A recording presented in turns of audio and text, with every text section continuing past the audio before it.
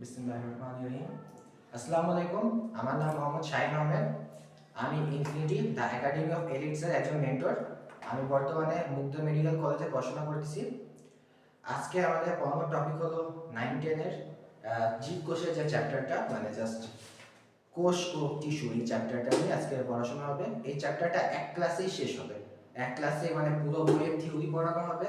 আমি কিছু এমসিকিউ যেগুলো খুব বেশি আসতে দেখা যায় সেইগুলো নিয়ে আলোচনা করব, আর লাস্টের দিকে সিকিউ আলোচনা করে দেবো। মানে এক ক্লাসে শুরু থেকে শেষ হয়ে যাবে। ক্লাসটা কিছুটা পার্টে পার্টে থাকবে, মানে আমি একবারে ভিডিওটা করব না, কারণ ভিডিওটা যদি একবারে করি তাহলে বুঝতে পারবেন যে শুরুর দিকে আসলে খুব বেশি আমেজ থাকে, লাস্টের দিকে তথ্য কমে যায়। সো আমি ভিডিওটা একটু পার্ট পার্ট করবো, করে জোড়া লাগে একসাথে ভিডিওটা দিয়ে দিব। তাহলে ভিডিও প্রত্যেকটা পার্টে আসলে আপনারা যথেষ্ট কনসেন্ট্রেশন পাবেন বা খুব বেশি পরিমাণ তথ্য আমি আউটপুট দিতে পারবো, তাই না? তো বিসমিল্লাহ শুরু করি।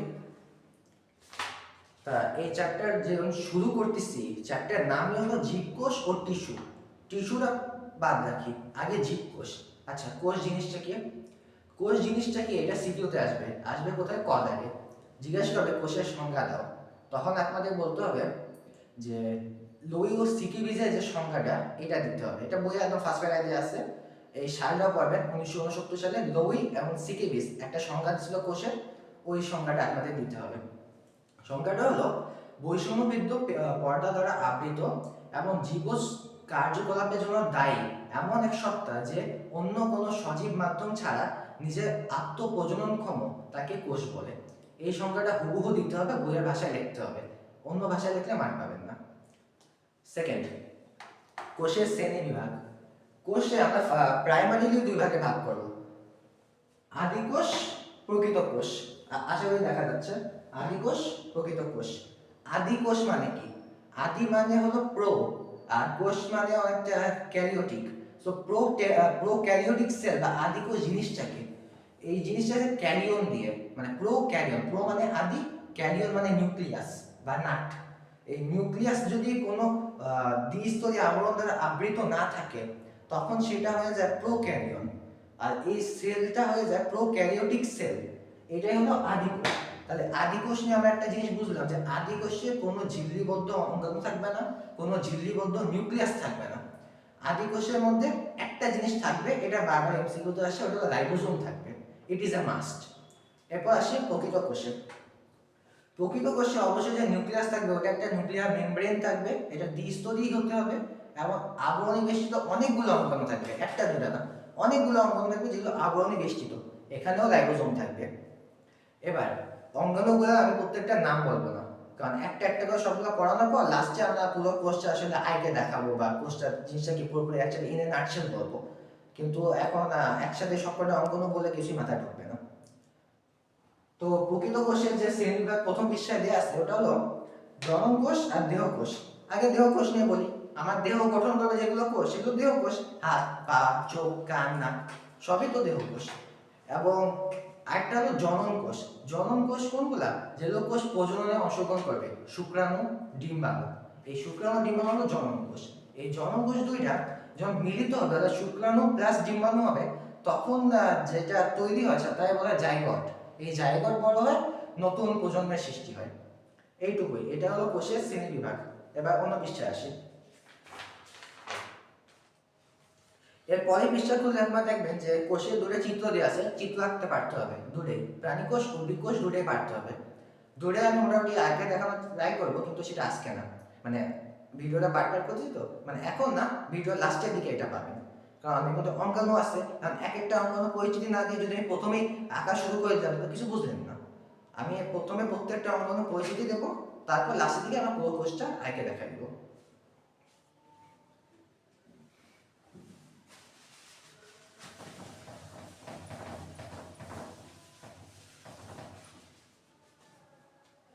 এবার আসি কোষ প্রাচীর। আচ্ছা, কোষ প্রাচীর শব্দটা আগে ভাঙি। কোষ প্রাচীর মানে কোষের যে প্রাচীর সেটাই কোষ প্রাচীর, এটুক তো শিওর, তাই না? তো জিনিসটা কি আগে দেখি। ধরেন যে এটা একটা কোষ, কোষের ভিতরে অনেক কিছুই আছে, এখন ওগুলো লাগতেছি না কারণ আমরা বাইরে জিনিসটা আগে দেখতেছি। এর বাইরে ধরেন একটা আবরণ আছে, এই আবরণটাই হলো কোষ প্রাচীর। এখন কথা হলো এই কোষ প্রাচীর সব জায়গায় পাবো না, উদ্ভিদ কোষে পাবো। প্রাণী কোষে পাবো না, কোনোভাবেই না। আরেকটা কথা, কোষ প্রাচীর কি জীবিত না মৃত? কোষের মধ্যে একমাত্র মৃত উপাদান যদি বলা যায় সেটা হলো এই কোষ প্রাচীর, পুরো ডেড, মৃত একটা জিনিস। তারপর এই কোষ প্রাচীর যেটা আছে এটা কি দিয়ে গঠিত হয়, এটা বইয়ে দেয়া আছে, cellulose, hemicellulose, lignin, pectin, suberin. Cellulose, hemicellulose, lignin, pectin, suberin, পাঁচটাই মুখস্থ করবেন।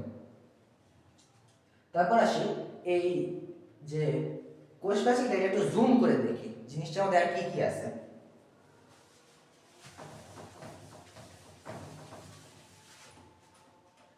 ধরেন এই পাশে একটা কোষ আছে, এই পাশে একটা কোষ আছে, এই কোষ দুটার মাঝখানে একটা পর্দা থাকে, এই পর্দার নাম হলো মধ্য পর্দা। এটা প্রতি দুইটা কোষের মাঝখানে এই মধ্য পর্দা পাওয়া যায়।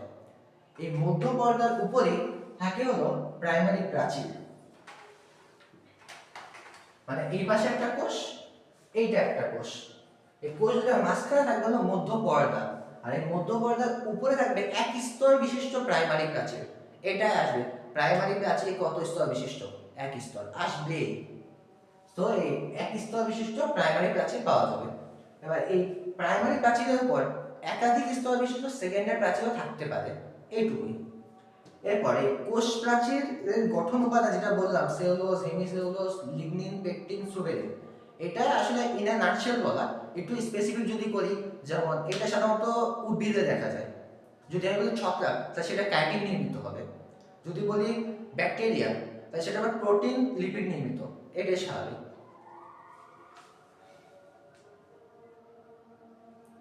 এর মধ্যে একটা জিনিস আছে, ওটা হলো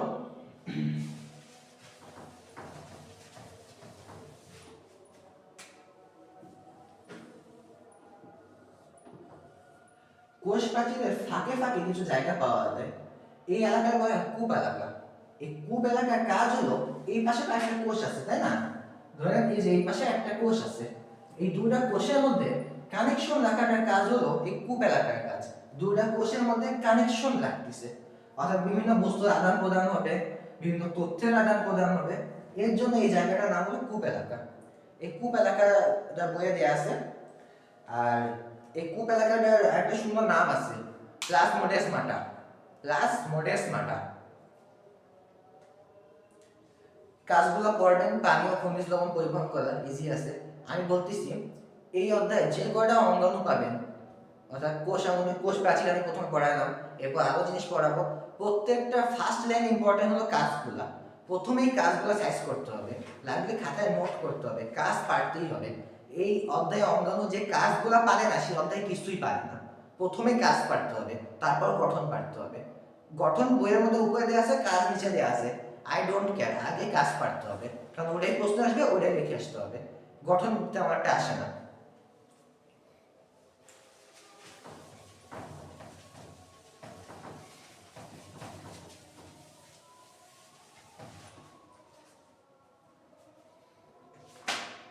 এরপরে টপিক হলো প্রোটোপ্লাজম। প্রোটোপ্লাজম কি? কোষ প্রাচীর ছাড়া কোষের ভিতরে যা আছে সব প্রোটোপ্লাজম। সংজ্ঞা কি? কোষের মধ্যে যে অর্ধস্বচ্ছ তরলের মতো অংশ পাওয়া যায় সেটা প্রোটোপ্লাজম। আসলে ইনে নাটশেল জিনিসটা কি? পুরো কোষটাই প্রোটোপ্লাজম, খালি কোষ প্রাচীর বাদ যাবে। কোষ প্রাচীর বাদ দিয়ে কোষের মধ্যে যা আছে সব প্রোটোপ্লাজম। এর জন্য বইয়ে একটা লাইন লেখা আছে যে পুরো কোষটাই প্রোটোপ্লাজমের অংশ। মানে কি? কোষ is equal to protoplasm except the outer membrane, বা আমরা যা বলি যে কোষ প্রাচীর যেটা। তারপর আসি কোষ ঝিল্লি। আচ্ছা, কোষ ঝিল্লি মানে কি? কোষের যে ঝিল্লি সেটাই কোষ ঝিল্লি। আমি কেবল পড়াইছিলাম কোষ প্রাচীর। এই কোষ প্রাচীরের নিচে কোষের আরেকটা আবরণ পাওয়া যায়, সেটা হলো কোষ ঝিল্লি। এই ধরনের কোষ, এই কোষের বাইরে একটা আবরণ থাকবে, এটা হলো কোষ ঝিল্লি। আর এর উপরে যদি উদ্ভিদ কোষ হয় তাহলে কোষ প্রাচীর পাওয়া যাবে, এটাই স্বাভাবিক। অর্থাৎ কোষের উপর যে আবরণ থাকবে সেটা কোষ ঝিল্লি, ওর উপর আবরণ পাওয়া যাবে, ওটা হলো কোষ প্রাচীর। তো এই কোষ ঝিল্লি এটুকুই। জাস্ট সংজ্ঞাটা পড়লেন যে কোষের বাইরে যে স্থিতিস্থাপক পর্দা পাওয়া যায় সেটা কোষ ঝিল্লি, ঠিক আছে, বইয়ের ভাষায় লেখেন। এই জায়গায় একটা ইম্পর্টেন্ট জিনিস আছে, কোষ ঝিল্লিটা স্মুথ না, মানে প্লেন না, এটা অনেকগুলো ঢেউ খেলানো, মানে এটা অনেক এই যে এরকম ঢেউ খেলানো থাকে। এই যে কোষ ঝিল্লি ঢেউ খেলানো, এই জিনিসটা ভাঁজ হয়ে থাকে, এই জিনিসটা বলে মাইক্রো গোল গোল অংশ রাখছি, এর নাম হলো ভেসিকল। তাহলে পাওয়া গেল সিস্টার্নি এবং ভেসিকল। এবার চলে আসি কাজে। কাজটা 100% ইম্পর্টেন্ট। কোষের মধ্যে হরমোন পরিবহন করা হলো এই গোলগি বস্তুর কাজ।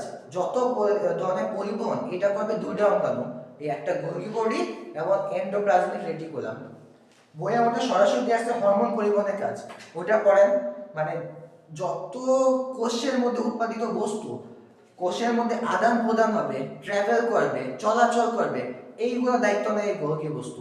মানে এখানে বিভিন্ন ধরনের ভেসিকল উপরে যায়, আবার বিভিন্ন তথ্য নিচে আসে, বিভিন্ন ধরনের যেমন আমরা বিপাকীয় বস্তু আছে সেগুলো আদান প্রদান হয়, সব দায়িত্ব কার? গোলগি বস্তুর। গোলগি বস্তু শেষ।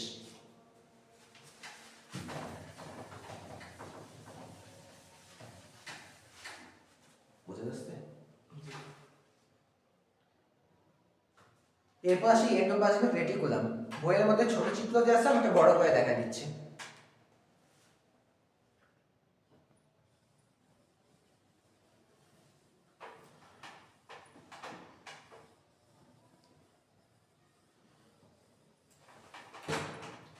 এটা হলো এন্ডোপ্লাজমিক রেটিকুলাম। এটা কোথায় পাওয়া যাবে? এটা নিউক্লিয়াসের মেমব্রেনের সাথে সাধারণত লেগে থাকে।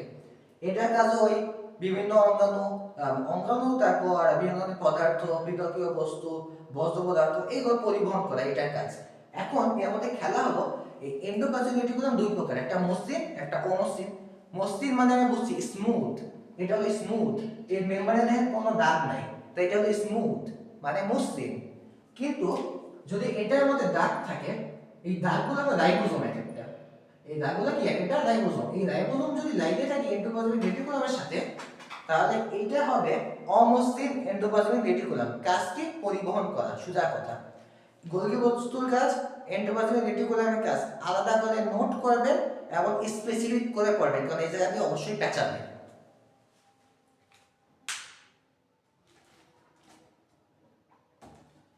আরেকটা কথা, এই যে আমি পড়াই দিচ্ছি এটা খালি একবার দেখলে হবে না। যে কোনো টিচার যে কোনো টপিক পড়াক না কেন, একটা টপিক অ্যাট লিস্ট ওই টিচারকে দুইবার শিখে নিতে হবে, দুইবার।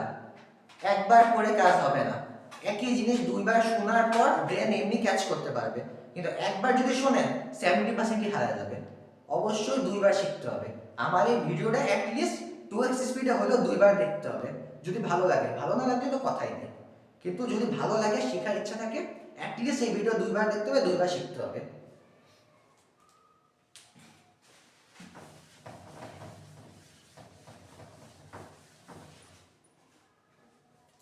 এবার আসি কোষ গহ্বর।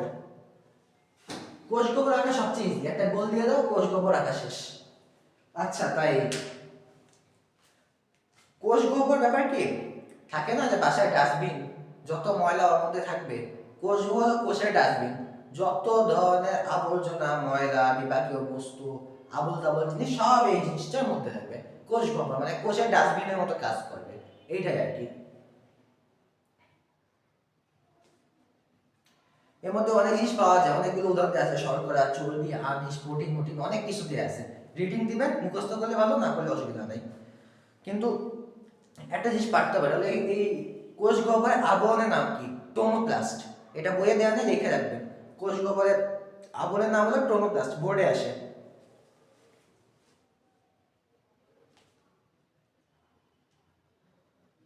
আর একটা জিনিস, এই কোষ গহ্বরটা আসলে কার বৈশিষ্ট্য? উদ্ভিদ কোষ না প্রাণী কোষ? উত্তর হলো উভয় জায়গায় পাওয়া যায়, কিন্তু উদ্ভিদ কোষের কোষ গহ্বর অনেক বড় হয়, প্রাণী কোষের কোষ গহ্বর অনেক ছোট হয়। এটা ছাড়া আর কোনো পার্থক্য নেই।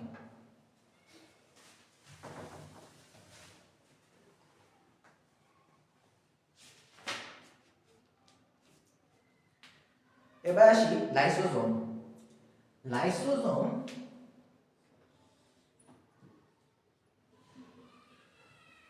মানে লাইসোজোম দেখতে একটা এরকম গোলাকার। আমি জাস্ট এটা স্লাইস করে দেখালাম, যে একটা স্লাইস নেই, বাকি অংশ আছে, বইয়ে চিত্র আঁকা আছে আর কি। এই লাইসোজোমটা আসলে অনেক ইজি জিনিস, কিন্তু অনেক ইম্পর্টেন্ট। এই আমার ধরেন যে কোষ আছে শরীরের মধ্যে, ওই কোষে ধরলাম যে অনেক গড়বড় হচ্ছে, মানে ঝামেলা হচ্ছে, ওই কোষে যদি দেহে থাকে দেহের জন্য ক্ষতি হবে। সো দেহে একটা উপাদান থাকে মানে কোষের মধ্যে, এবারে লাইসোজোম। এই লাইসোজোমের কাজ কোষটা ধ্বংস করে ফেলা। যে কোষ দেহের জন্য থ্রেট, যে কোষটা দেহের জন্য ক্ষতিকর, সে সমস্ত কোষ ধ্বংস করবে লাইসোজোম। খালি লাইসোজোমই না, মানে এটা না, কোষ বিন্দুতে জীবাণু যদি থাকে, এই জীবাণু ধ্বংসের কাজ হলো লাইসোজোমের। এবার এই লাইসোজোমের যে আবরণ, ওটা হলো এক স্তর বিশিষ্ট। এই যে আবরণটা, এটা হলো এক স্তর বিশিষ্ট। এখন ধরে নেন একটা কোষের মধ্যে এটা আছে, এই লাইসোজোমের মধ্যে থাকে হলো বিষ। এই বিষ দিয়ে সে জীবাণু ধ্বংস করে, কোষও ধ্বংস করে। ধরুন একটা ভালো কোষের মধ্যে লাইসোজোম আছে, সব কোষেই থাকে। এই আবরণটা কোনোভাবে ক্ষতিগ্রস্ত হলো, ক্ষতিগ্রস্ত হবে কি দিয়ে? অক্সিজেন না পাইলে, বইয়ে যা লেখা আছে। অক্সিজেন না পাইলে এই আবরণটা ক্ষতিগ্রস্ত হয় এবং এই যে ভিতরে বিষটা সেটা বের হয়ে চলে আসে। সো বাইরে তো কোষ আছে, অন্যান্য অঙ্গাণু আছে, এই বিষের ক্রিয়ায় ওই কোষটাই ধ্বংস হয়ে যায়। সো অক্সিজেনের অভাব হইলে কোষ এইভাবে ধ্বংস হয়ে যায়, লাইসোজোম ফেটে যায়, বিষ বের হয়ে আসে এবং কোষ ধ্বংস হয়ে যায়। এরপর আসি কোষ কঙ্কাল।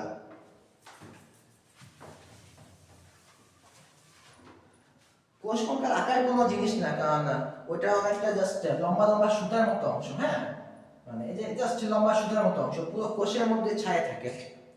এই কোষ কঙ্কাল জিনিসটা কেমন? আবার এই যে কোষ কঙ্কাল জিনিসটা কেমন, আমি যদি কোষটার বাইরে দিয়ে আমি দেখি, একটু জুম করি, দেখো পুরো কোষটার মধ্যে কঙ্কাল ছড়ায় আছে। আমার শরীরের মধ্যে যেমন কঙ্কাল আছে, পুরো কোষটাতে ধরে রাখছে কোষ কঙ্কাল, পুরো কোষটা কাঠামো ধারণ করে রাখছে। মানে বলে না পুরো বিল্ডিংটা কাঠামো ধারণ করে রাখে কোনটা? পুরো বিল্ডিং কাঠামো ধারণ করে রাখে পিলার্স আছে না, বা বিভিন্ন রড আছে, বালি আছে, সিমেন্ট আছে, এইগুলা। সো পুরো কোষের কাঠামো ধারণ করে রাখে কোষ কঙ্কাল। কোষ কঙ্কালের মধ্যে জানতে হবে একটা জিনিস, কি কি প্রোটিন নিয়ে গঠিত? অ্যাক্টিন, মায়োসিন, টিউবিউলিন প্রোটিন দিয়ে গঠিত। অ্যাক্টিন, মায়োসিন, টিউবিউলিন প্রোটিন দ্বারা গঠিত। এবার আসি নেক্সট অঙ্গ রাইবোসোম।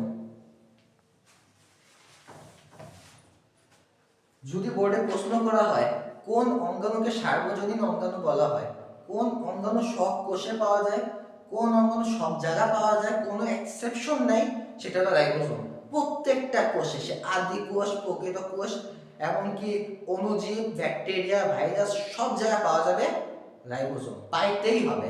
এতটা ইম্পর্টেন্ট অঙ্গাণু, তাই এটা বলা সার্বজনীন অঙ্গাণু। রাইবোসোমের ছবি আঁকা লাগবে না, বাট আমি দেখাই দিই তাও।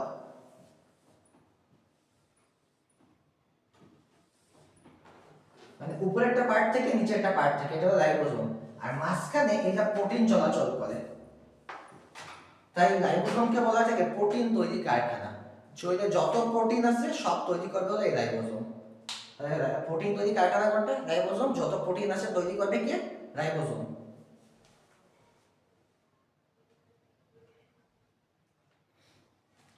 এবার একটা জিনিস আছে, এই প্রোটিনটাই মেইনলি তৈরি করে এনজাইম, আর এনজাইম আমাদের শরীরে অনেক কাজ করে। আরেকটা কথা, এই রাইবোসোমে কিন্তু কোনো আবরণ নাই, এটা কিন্তু তার গঠন কাঠামো, এটা কোনো আবরণ না। আবরণহীন অঙ্গাণুর নাম কি? রাইবোসোম। এটা কিন্তু আসে এমসিকিউতে। তারপর আসে হলো সেন্ট্রোজোম।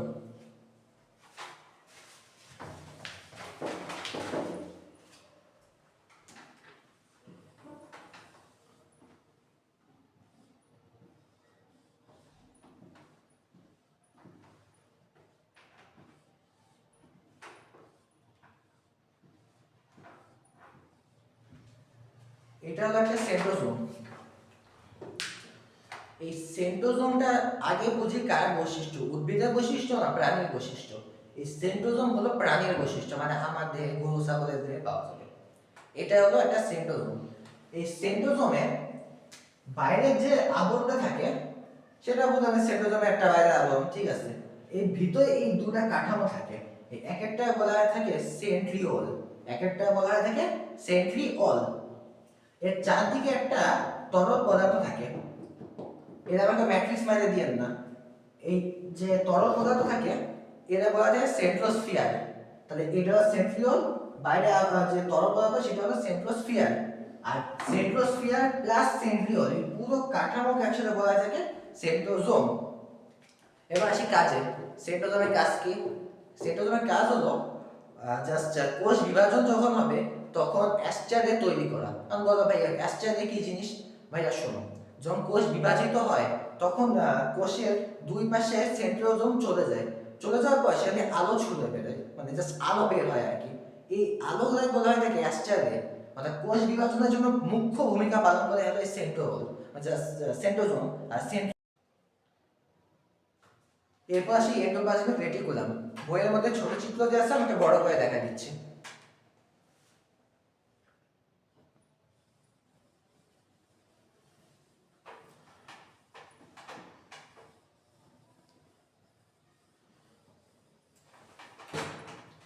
এটা হলো এন্ডোপ্লাজমিক রেটিকুলাম। এটা কোথায় পাওয়া যাবে? এটা নিউক্লিয়াসের মেমব্রেনের সাথে সাধারণত লেগে থাকে। এটার কাজ ওই বিভিন্ন অঙ্গাণু তারপর বিভিন্ন ধরনের পদার্থ, বিপাকীয় বস্তু, বজ্র পদার্থ এইগুলো পরিবহন করা এটার কাজ। এখন এর মধ্যে খেলা হলো এই এন্ডোপ্লাজমিক রেটিকুলাম দুই প্রকার, একটা মসৃণ একটা অমসৃণ। মসৃণ মানে আমি বুঝছি স্মুথ, এটা হলো স্মুথ, এর মেমব্রেনে কোনো দাগ নাই, তো এটা হলো স্মুথ মানে মসৃণ। কিন্তু যদি এটার মধ্যে দাগ থাকে, এই দাগগুলো আমরা রাইবোজোম একটা, এই দাগগুলো কি একটা রাইবোজোম, এই রাইবোজোম যদি লাগে থাকে এন্ডোপ্লাজমিক রেটিকুলামের সাথে, তাহলে এইটা হবে অমসৃণ এন্ডোপ্লাজমিক রেটিকুলাম। কাজকে পরিবহন করা, সোজা কথা। গোলজি বস্তুর কাজ, এন্ডোপ্লাজমিক রেটিকুলামের কাজ আলাদা করে নোট করবেন এবং স্পেসিফিক করে পড়বেন, কারণ এই জায়গাতে অবশ্যই পেঁচাবে।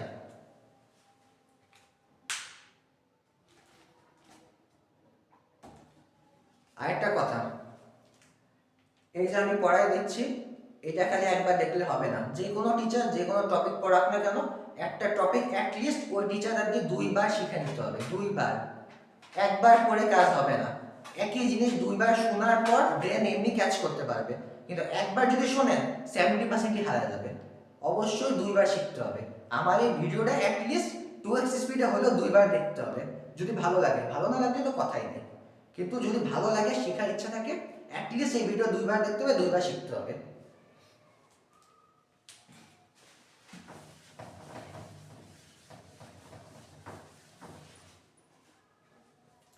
এবার আসি কোষ গহ্বর। কোষ গহ্বর আঁকা সবচেয়ে ইজি, একটা গোল দিয়ে দাও, কোষ গহ্বর আঁকা শেষ। আচ্ছা, তাই কোষ গহ্বর ব্যাপার কি, থাকে না যে বাসায় ডাস্টবিন, যত ময়লা ওর মধ্যে থাকবে, কোষ হলো কোষের ডাস্টবিন। যত ধরনের আবর্জনা, ময়লা, বিপাকীয় বস্তু, আবল তাবল জিনিস সব এই জিনিসটার মধ্যে থাকবে। কোষ গহ্বর মানে কোষের ডাস্টবিনের মতো কাজ করবে, এইটাই আর কি। এর মধ্যে অনেক জিনিস পাওয়া যায়, অনেকগুলো উদাহরণ দেওয়া আছে, শর্করা, চর্বি, আমিষ, প্রোটিন, অনেক কিছু দেওয়া আছে। রিডিং দিবেন, মুখস্থ করলে ভালো, না করলে অসুবিধা নেই। কিন্তু একটা জিনিস পারতে পারে, এই কোষ গহ্বরের আবরণের নাম কি? টোনোপ্লাস্ট। এটা বইয়ে দেওয়া নেই, লিখে রাখবেন। কোষ গহ্বরের আবরণের নাম হলো টোনোপ্লাস্ট, বোর্ডে আসে।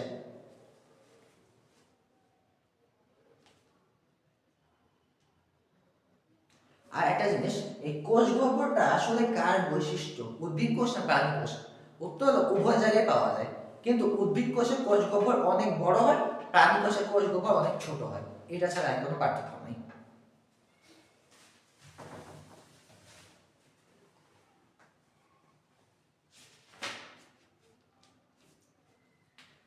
এবার আসি লাইসোজোম।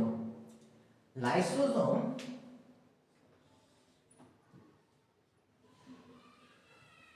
মানে লাইসোজোম দেখতে একটা এরকম গোলাকার, আমি জাস্ট এটা স্লাইস করে দেখালাম, একটা স্লাইস নাই, বাকি অংশ আছে, বইয়েতে চিত্র আঁকা আছে আর কি। এই লাইসোজোমটা আসলে অনেক ইজি জিনিস, কিন্তু অনেক ইম্পর্টেন্ট।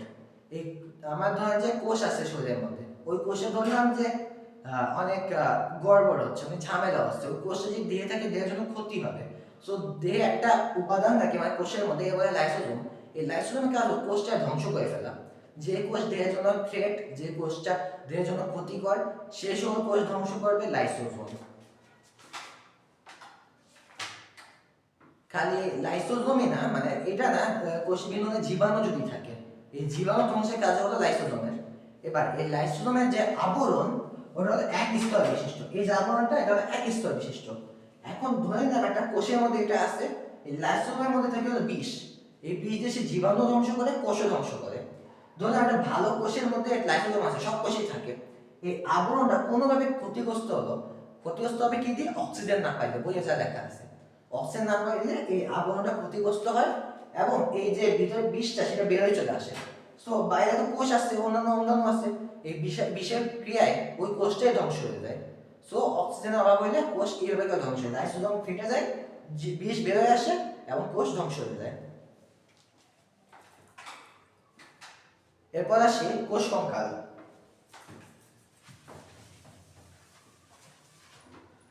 কোষ কঙ্কাল আকার কোনো জিনিস না, কারণ ওটা অনেকটা জাস্ট লম্বা লম্বা সুতার মতো অংশ, হ্যাঁ মানে এই যে জাস্ট লম্বা সুতার মতো অংশ পুরো কোষের মধ্যে ছায়া থাকে।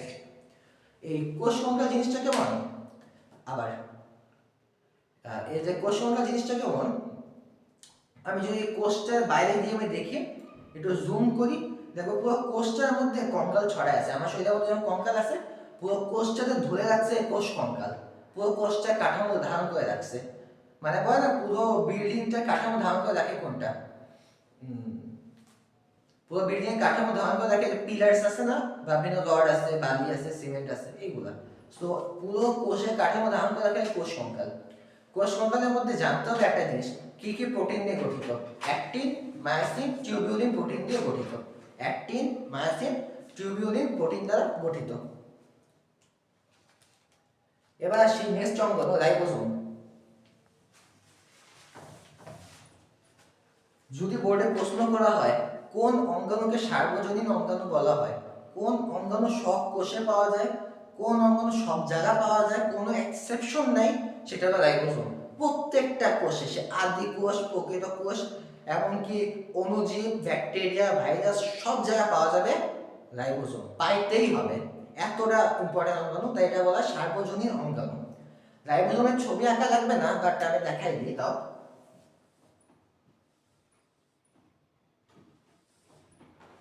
মানে উপরে একটা পার্ট থেকে নিচে একটা পার্ট থাকে, এটা হলো রাইবোসোম, আর মাঝখানে এটা প্রোটিন চলাচল করে, তাই রাইবোসোমকে বলা থাকে প্রোটিন তৈরি কারখানা। শরীরে যত প্রোটিন আছে সব তৈরি করবে হলো এই রাইবোসোম। প্রোটিন তৈরি কারখানা কোনটা, রাইবোসোম। যত প্রোটিন আছে তৈরি করবে কে, রাইবোসোম।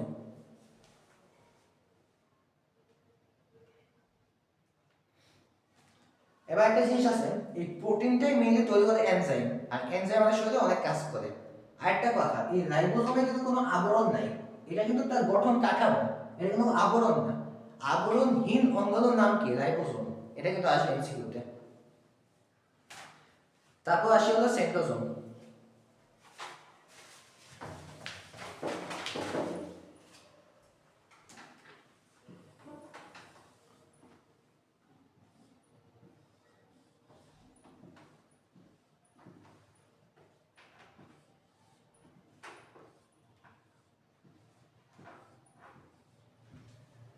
এটা হলো একটা সেন্ট্রোজোম। এই সেন্ট্রোজোমটা আগে বুঝি কার বৈশিষ্ট্য, উদ্ভিদের বৈশিষ্ট্য না প্রাণীর বৈশিষ্ট্য। এই সেন্ট্রোজোম হলো প্রাণীর বৈশিষ্ট্য, মানে আমাদের গরু ছাগলের দেহে পাওয়া যাবে। এটা হলো একটা সেন্ট্রোজোম। এই সেন্ট্রোজোমে বাইরের যে আবরণটা থাকে সেটা বুঝলাম, সেন্ট্রোজোমে একটা বাইরের আবরণ, ঠিক আছে।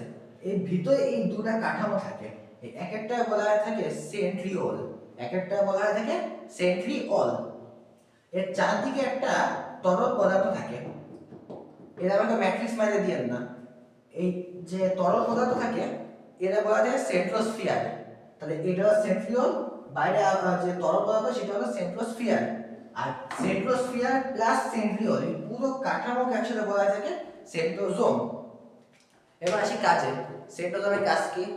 সেন্ট্রোজোমের কাজ হলো জাস্ট কোষ বিভাজন যখন হবে তখন অ্যাস্টারে তৈরি করা। আমি বলবো ভাইয়া অ্যাস্টারে কি জিনিস? ভাইয়া শোনো, যখন কোষ বিভাজিত হয় তখন কোষের দুই পাশে সেন্ট্রোজোম চলে যায়, চলে যাওয়ার পর সেখানে আলো ছুঁড়ে বেরোয়, মানে জাস্ট আলো বের হয় আর কি। এই আলোগুলোই বলা হয় থাকে অ্যাস্টারে, মানে কোষ বিভাজনের জন্য মুখ্য ভূমিকা পালন করে হলো এই সেন্ট্রোল, সেন্ট্রোজোম আর সেন্ট্রিওল দুইটা। সো কোষ বিভাজনের সময় অ্যাস্টারে তৈরির দায়িত্ব হলো সেন্ট্রিওলের।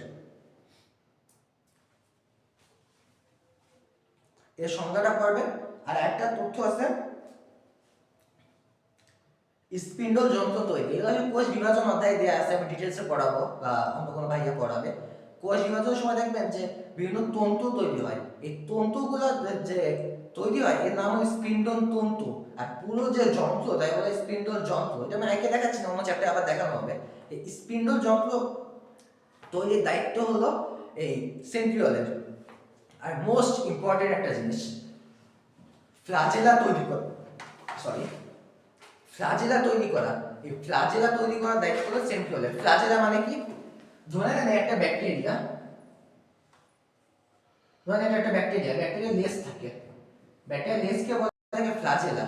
এই আমি যেহেতু বলছি এটা প্রাণী কোষের বৈশিষ্ট্য আর ব্যাকটেরিয়া প্রাণীর সাথে রিলেটেড, এখানে পাওয়া যাবে সেন্ট্রিওল। সেন্ট্রিওল ফ্লাজেলা তৈরি করবে, এই ফ্লাজেলা পাঠাতে হবে।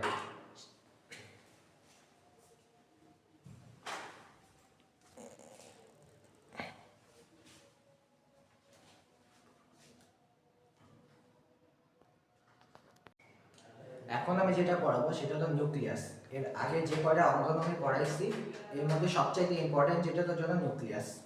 নিউক্লিয়াস চাইলে একটু আগে দেখেন।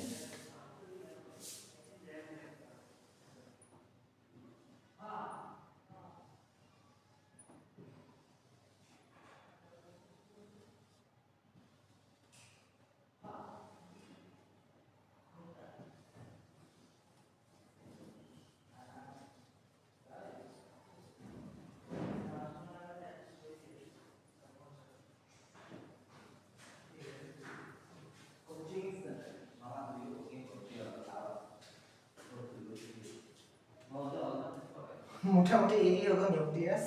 একটু পেঁচানো জিনিস এটা, আমি এটা বুঝাই।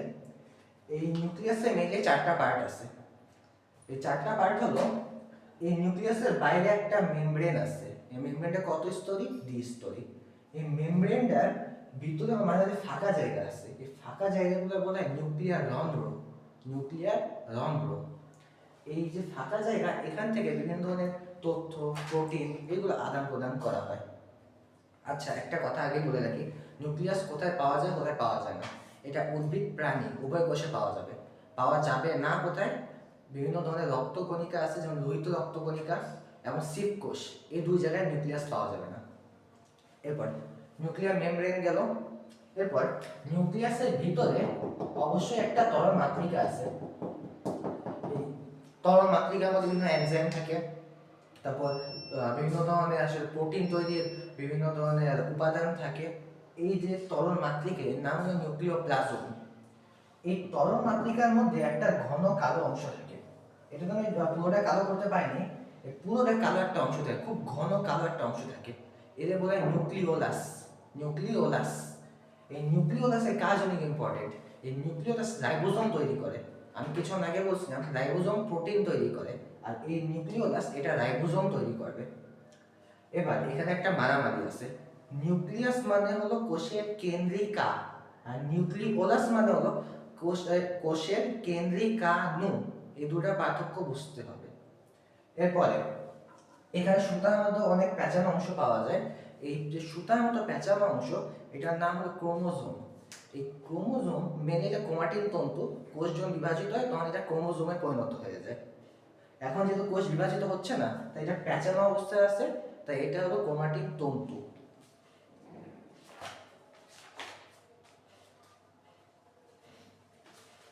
এটা পড়লে নিউক্লিয়াস শেষ। এবার ক্রোমোজোম নিয়ে পড়া হবে।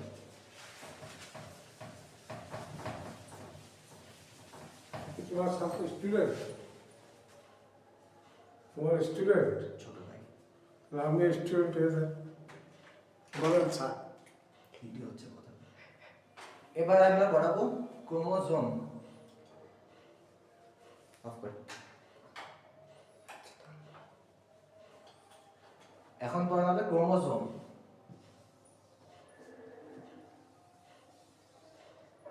এটা যখন কোষ বিভাজিত হবে সেই সময় ক্রোমাটিন তন্তুগুলো আলাদা শেপ নেয়। এই শেপটা হলো ক্রোমোজোমের শেপ।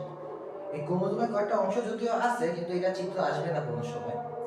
এই ক্রোমোজোম নিয়ে মেনে পড়তে হবে এটা কোন সময় পাওয়া যাবে। অ্যান্সার হলো কোষ যখন বিভাজিত হয় সেই সময় এই ক্রোমোজোমগুলো পাওয়া যায়। এখন আমি যেটা পড়াবো সেটা হলো টিস্যু। আমি এখন কোষ নিয়ে পড়াইছি, কোষের বিভিন্ন অঙ্গাণু নিয়ে পড়াইছি। এখন আমি পড়াবো টিস্যু নিয়ে। টিস্যু কি জিনিস? অনেকগুলো কোষ যখন একই উৎস হতে তৈরি হবে এবং তারা একই স্থানে অবস্থান করবে, তাদের কাজও একই রকম হবে, সেটা হবে টিস্যু। সেটা হবে জাস্ট টিস্যু। এখন এই টিস্যু কত প্রকার? উদ্ভিদ টিস্যু আছে, প্রাণী টিস্যু আছে, এই দুই ভাগে ভাগ করা যায়। তারপর স্থায়ী টিস্যু আছে আর ভাজক টিস্যু আছে, এই দুই ভাগে ভাগ করা যায়। ভাজক টিস্যু এক ধরনের টিস্যু যে টিস্যু আসলে বিভাজিত হতে পারে, 1 থেকে 2টা হতে পারে, 2 থেকে 4টা হতে পারে। একটা হলো স্থায়ী টিস্যু, ওই টিস্যু একটাই থাকবে, ওই টিস্যুর কোষগুলো বিভাজিত হতে পারবে না।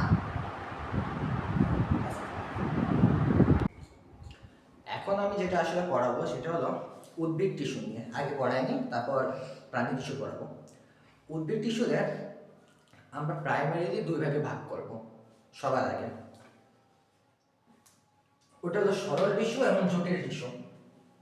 সরল টিস্যু কি জিনিস? সরল টিস্যু হলো যে টিস্যুর প্রত্যেকটা কোষ, আমি কি বলছি, টিস্যু অনেকগুলো কোষ নিয়ে গঠিত। সো যে টিস্যুর সবকটা কোষ একই আকারের, একই শেপের, একই ধরনের, একই কাজ করে, সেটা হলো সরল টিস্যু।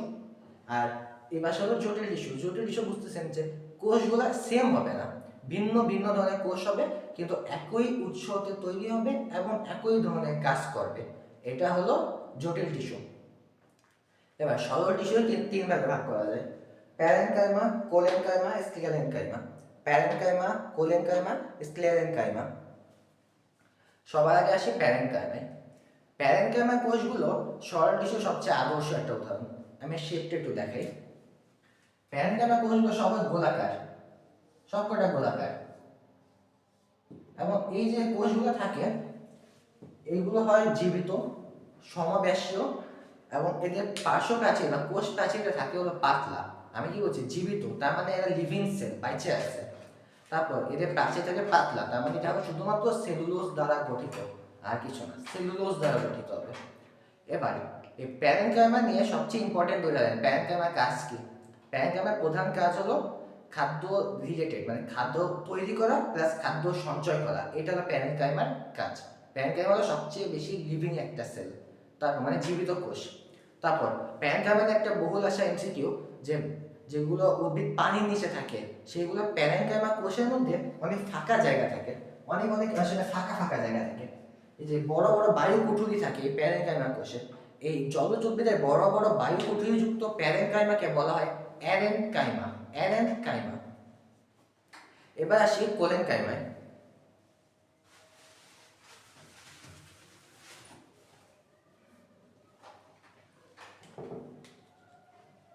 কোলেনকাইমা কোষগুলো প্যারেনকাইমার কাছাকাছি, তবে একটু হেরফের আছে। এই কোষটা চারকোনা পঞ্চভুজাকার এই শেপে থাকে, এই যে এই শেপে। কিন্তু এইগুলো যেহেতু সরল টিস্যু, তাই সবকটা টিস্যু মানে সবকটা কোষই একই রকমের হয় আর কি। এবার প্যারেনকাইমা, কোলেনকাইমা, স্ক্লেরেনকাইমা, এই তিনটা একটা খুব মানে সিরিয়াল ওয়াইজ এটা মনে রাখতে হবে, কারণ প্যারেনকাইমা হলো সবচেয়ে জীবিত টিস্যু। তারপর আসে কোলেনকাইমা, এটা অর্ধেক জীবিত অর্ধেক মৃত, মানে আমাদের জীবিত বৈশিষ্ট্য আছে, মৃত বৈশিষ্ট্যও আছে। সবার লাস্টে হলো স্ক্লেরেনকাইমা, এটা পুরোটাই মৃত, এটা বেঁচে নাই, এই টিস্যু মরে গেছে।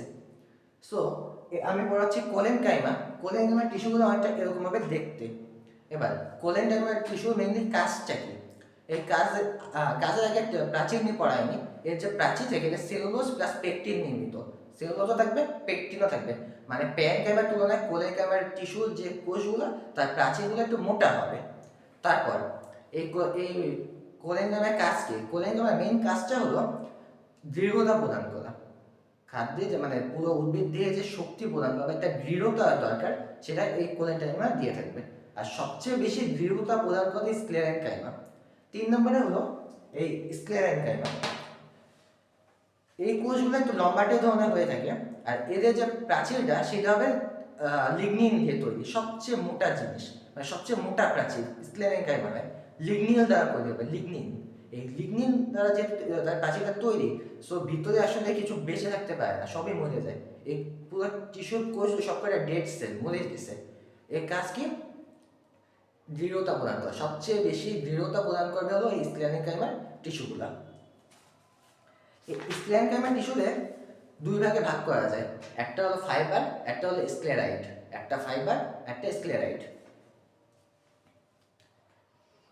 ফাইবার নিয়ে 2টা কথা একটু মনে রাখতে হয়। একটা হলো ফাইবারের যে পার্শ্ব প্রাচীর আছে, মানে ফাইবার কোষ যদি এরকম লম্বা লম্বা হয়, এই যে প্রাচীর আছে এই প্রাচীর অনেক ফাঁকা জায়গা থাকে।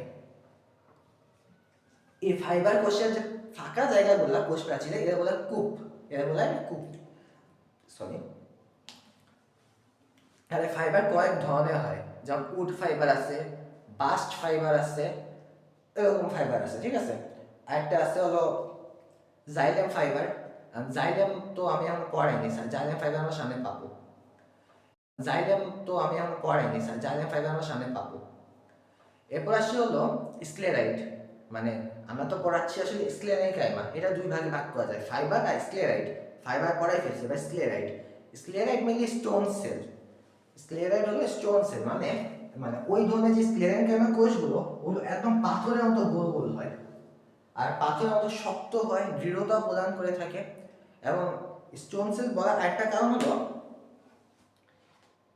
এদের যে শেপটা, এদের সবকটা সমবেশী হয়, অথবা সেম সেম শেপের হয় আর কি, নুড়ি পাথরের মতো শেপ হয়। এখন একটা লাইন বইয়ে দিয়ে পড়াই দিচ্ছি, এটা খুব ইম্পর্টেন্ট। ওটা হলো কোথায় কোথায় পাওয়া যায়। স্ক্লেরাইডগুলা নগ্নবীজী ও আবৃতবীজী উদ্ভিদে পাওয়া যাবে, এটা আগে ঠিক করেন। কোথায় কোথায় পাওয়া যাবে? পাতায়, কর্টেক্সে আর ফলত্বকে। ঠিক বলছি, পাতা, কর্টেক্স আর ফলত্বকে স্ক্লেরাইড টিস্যুগুলো পাওয়া যাবে। এরপর আসি আমরা জটিল টিস্যু।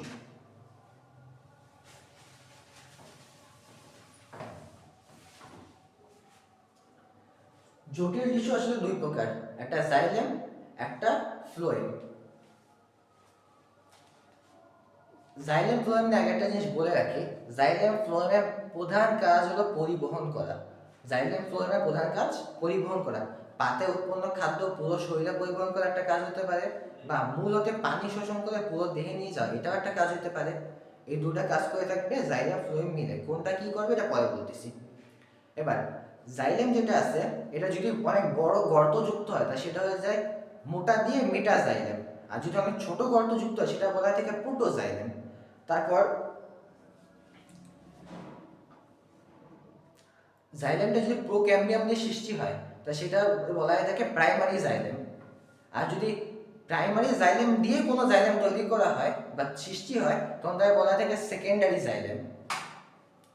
এবার জাইলেম হলো চার প্রকার: tracheid, vessel, xylem parenchyma, xylem fibre. Tracheid, vessel, xylem parenchyma, xylem fibre.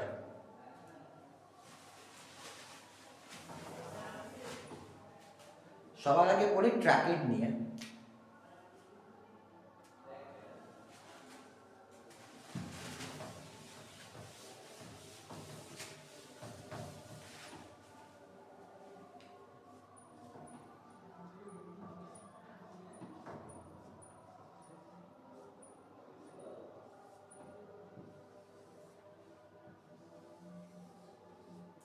Tracheid কোষগুলো অনেকটা এরকম দেখতে। এদের বিশেষত্ব হলো প্রাচীরে। এদের সবচেয়ে বড় বিশেষত্ব হলো এদের প্রাচীর। এর কারণ হলো এদের যে প্রাচীর এটা থাকে অনেক মোটা। আমি বলছি আগে যে লিগনিন যদি জমা হয় তাহলে প্রাচীর হয়ে যায় মোটা। তা এই যে লিগনিন এদের প্রাচীরে জমা হয়, জমা হওয়ার ফলে এদের কোনো পার্শ্ব কূপ থাকে না, মানে জাস্ট মানে পার্শ্ব অঞ্চলে চলাফেরা করা যায় না আর কি, মানে প্রাচীর দিয়ে আদান প্রদান করা যায় না বিভিন্ন ধরনের খাবারের। সো এদের পার্শ্ব কূপের সৃষ্টি হয় শরীরের মধ্যে, এদের দেহে তৈরি হয় পার্শ্ব কূপ। এই পার্শ্ব কূপটাই কোড ওয়ার্ড, এটা ট্রাকিডের মধ্যে মনে রাখতে হবে। আর তাছাড়া এটা কোথায় কোথায় পাওয়া যায় এটা তো ইজি আছে, যে মোটামুটি সব উদ্ভিদে পাওয়া যায়, যেমন নগ্নবীজী, আবৃতবীজী উদ্ভিদে পাওয়া যাবে। এবং এর যে কাজ কি, এর কাজ হলো মেন কাজ হবে খাদ্য পরিবহন করা, সোজা কথা খাদ্য পরিবহন করা। এবং দেখতে কিসের মতো, অনেকটা লম্বাটে কোষ বা সেটুকু। এরপর আসি ভেসেল।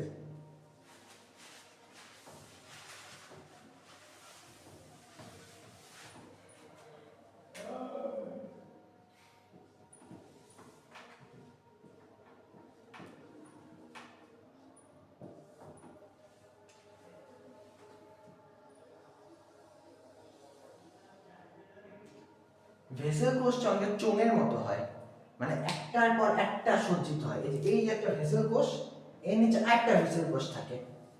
এই এক একটার পর এক একটা ভেসেল কোষ যখন সজ্জিত হয় তারপরে খাদ্য পরিবহন করতে পারে। ভেসেল কোষ বৈশিষ্ট্য এইটা যে এরা এক একটা চোঙের মতো হবে, আর একটার পর একটা সজ্জিত হয়ে খাদ্য পরিবহন করবে। মেন কথা হলো এইটা ভেসেলের মধ্যে। আর ভেসেলের মধ্যে আরেকটা মেইন কথা আছে, ওটা হলো ভেসেল কোষটা কার পাওয়া যায় কার পাওয়া যায় না। আর ভেসেল কোষটা নগ্নবীজী উদ্ভিদে পাওয়া যায় না। নগ্নবীজী উদ্ভিদের মধ্যে একমাত্র ভেসেল পাওয়া যায় নিটাম নামক একটা উদ্ভিদ আছে সেখানে। সেখানে জাস্ট জাইলেমের ভেসেল পাওয়া যাবে না, মানে জাইলেমের ভেসেল সাধারণত নগ্নবীজী উদ্ভিদে পাওয়া যায় না। যে জাইলেম পড়াচ্ছে জাইলেমের মধ্যে তো ভেসেল পাওয়া যায় না। আর ফ্লোয়েমের সঙ্গী কোষ এটা একটা পাবো সামনে, ওটা নগ্নবীজী উদ্ভিদে পাওয়া যায় না। কিন্তু এর একটা এক্সেপশন বা ব্যতিক্রম হলো নিটাম। এই নিটাম উদ্ভিদে জাইলেমে ভেসেল এবং ফ্লোয়েমের সঙ্গী কোষ পাওয়া যায়। এবার আসি জাইলেম ফাইবার।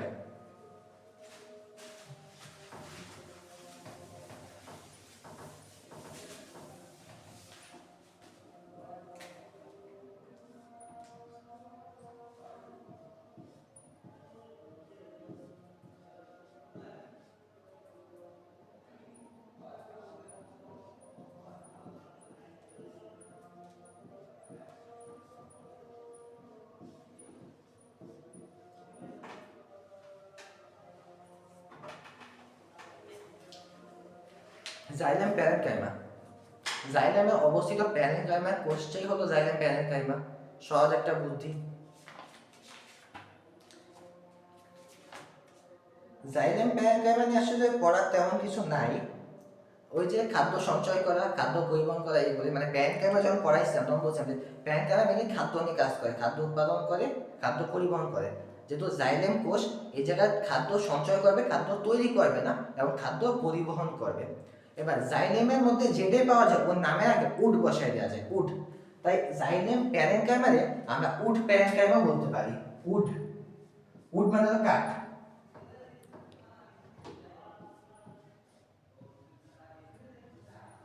উড প্যারেনকাইমা বলা যেতে পারে। এবার আসি জাইলেম ফাইবার। জাইলেমে অবস্থিত ফাইবার হলো জাইলেম ফাইবার। সহজ সহজ বুদ্ধি। আর এই জাইলেম ফাইবারে নিশ্চয় উড ফাইবার বলতে পারবো। কাজও সেম, পরিবহন করা, খাদ্য পানি এসব পরিবহন করা। এবার একটা জিনিস আগে ক্লিয়ার হওয়ার দরকার, জাইলেমের কাজ কোনটা, ফ্লোয়েমের কাজ কোনটা। এটা ধরুন যে একটা উদ্ভিদ,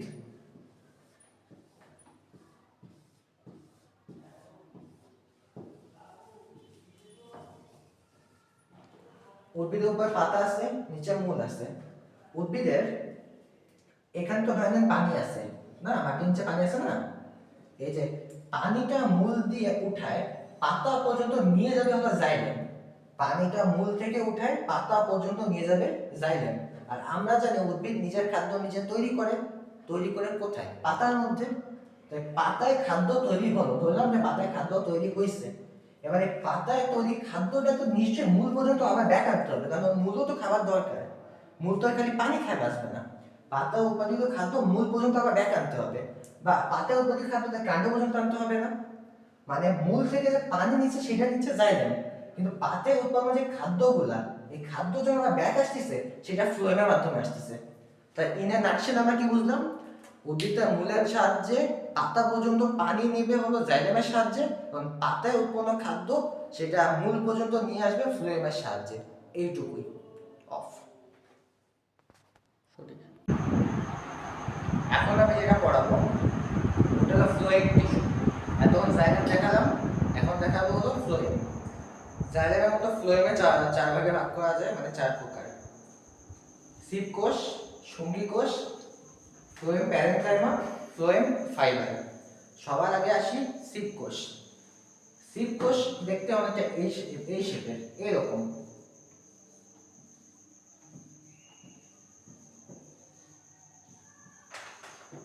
এই যে কোষগুলা এটা সাইডে সাইডে থাকে, মানে এক প্রান্তে আর বাকি কোষগুলো আরেক প্রান্তে, মানে দুটা প্রান্ত গঠন করে।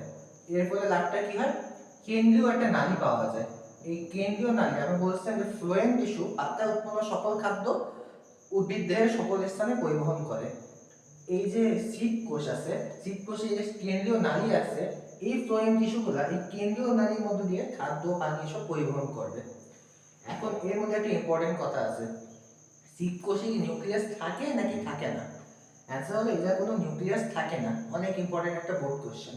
তারপর এই যে সিপ কোষ, এটা তো হলো যে নালী, কেন্দ্রীয় নালী, এখানে কিছু প্লেট পাওয়া যায়। এই যে এমনি করে প্লেট থাকে, মানে চলাচলটা নিয়ন্ত্রণ করার জন্য। এই যে প্লেটগুলো চলাচল নিয়ন্ত্রণ করে এদের বলে সিপ প্লেট। সিপ কোষ শেষ, এবার আসে সঙ্গী কোষে। ধরে নেন এটা হলো সিপ কোষের জাস্ট আউটার শেল, মানে আউটার বর্ডার। ওর সাথে লাইন থেকে এক ধরনের কোষ, এই যে এক ধরনের কোষটা লাইগে থাকে এর নাম হলো সঙ্গী কোষ। নামে বুঝতে পারতেছি এটা কারোর সাথে সঙ্গী হয়ে আছে, কারোর সাথে আছে, তাই এর নাম সঙ্গী কোষ। সিপ কোষের সঙ্গে থাকে তাই এটা সঙ্গী কোষ। এই সঙ্গী কোষের মধ্যে নিউক্লিয়াস থাকে নাকি থাকে না? সিপ কোষে নাই, সঙ্গী কোষে আছে, মানে এখানে একটা বড় নিউক্লিয়াস পাওয়া যাবে। এইটুকু ক্লিয়ার হলো? এবার এই নিউক্লিয়াস কি সিপ কোষের দায়িত্ব নেয়? সিপ কোষের কাজগুলো কি সম্পাদন করে বা সিপ কোষকে কি নিয়ন্ত্রণ করে? অ্যান্সার হলো হ্যাঁ। এই যে সঙ্গী কোষের নিউক্লিয়াসটা এটা সিপ কোষও নিয়ন্ত্রণ করে। সিপ কোষ সঙ্গী কোষ দুটো শেষ। ফ্যান। এবার আসবে ফ্লোয়েম প্যারেনকাইমা। ফ্লোয়েমে অবস্থিত প্যারেনকাইমা কোষটাই হলো ফ্লোয়েম প্যারেনকাইমা। এর মধ্যে আসলে তেমনটা মারামারি নেই, সাধারণ প্যারেনকাইমার মতো এটা খাদ্য সঞ্চয় করবে, পরিবহন করবে, শেষ। খেলা হলো ফ্লোয়েম ফাইবার। ফ্লোয়েমে অবস্থিত ফাইবার হলো ফ্লোয়েম ফাইবার। এর মধ্যে নতুন করে পড়ানোর একটা লাইনই আছে, ওটা হলো ফ্লোয়েম ফাইবারের আরেকটা নাম হলো বাস্ট ফাইবার। ফ্লোয়েম ফাইবার একটা নাম হলো বাস্ট ফাইবার, এই ফাইবারটা হলো বাস্ট।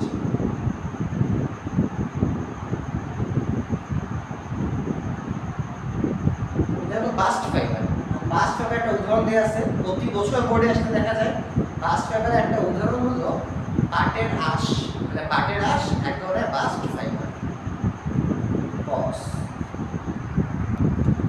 আমাদের উদ্ভিদ টিস্যু শেষ, এখন আমি পড়াবো হলো প্রাণী টিস্যু।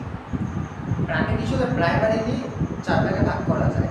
এটা বলার আগে একটা জিনিস বলে রাখি, উদ্ভিদ টিস্যু থেকে প্রাণী টিস্যু পর্যন্ত মাঝখানে এক পৃষ্ঠা আসছে, পৃষ্ঠা একটু রিডিং দিয়ে নেন, ঠিক আছে? ওই পৃষ্ঠার মধ্যে একটা ইম্পর্টেন্ট ডাটা দিয়ে রাখি, ওটা হলো টিস্যু নিয়ে আলোচনাকে বলা হয়ে থাকে হিস্টোলজি। এটা পড়লে তাছাড়া আরো কিছু টুকটাক রিডিং আছে, ওগুলো তো ইম্পর্টেন্ট না, এমনি রিডিং দিন, ঠিক আছে? আর এখন যেটা মেন আমি পড়াচ্ছি হলো প্রাণী টিস্যু। Fan of. প্রাণী টিস্যু 4 ভাগে ভাগ করা যায়। সবার আগে হলো আবরণী টিস্যু, মানে জাস্ট 4 ভাগটাই দেখাই। আবরণী টিস্যু, যোজক টিস্যু, স্নায়ু টিস্যু আর পেশি টিস্যু, এই 4 ভাগে মেইনলি আমরা ভাগ করব। এখন আমরা 1 নম্বরে পড়ব হলো আবরণী টিস্যু নিয়ে।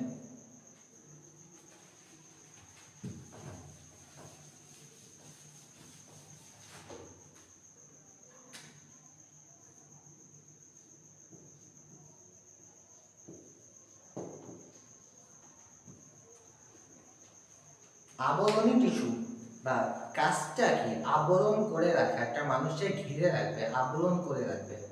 সো এই আবরণ টিস্যুর প্রধান কাজটা কি হতে পারে? দেহকে বাইরের যে কোনো আঘাত থেকে রক্ষা করা। আরেকটা কাজ হতে পারে বিভিন্ন ধরনের পদার্থের আদান প্রদান নিয়ন্ত্রণ করা, এইসব পদের কাজ হতে পারে না? এবার আবরণী টিস্যুকে আমরা আসলে প্রথমে 3 ভাগে ভাগ করি, আসলে তোমাদের বইয়ে সাজায় লেখা নাই, অগোছালোভাবে লেখা, আমার এইভাবে পড়াতে হচ্ছে। প্রথমেই 3 ভাগে ভাগ করা হয়েছে, ওইটা আগে দেখাইনি।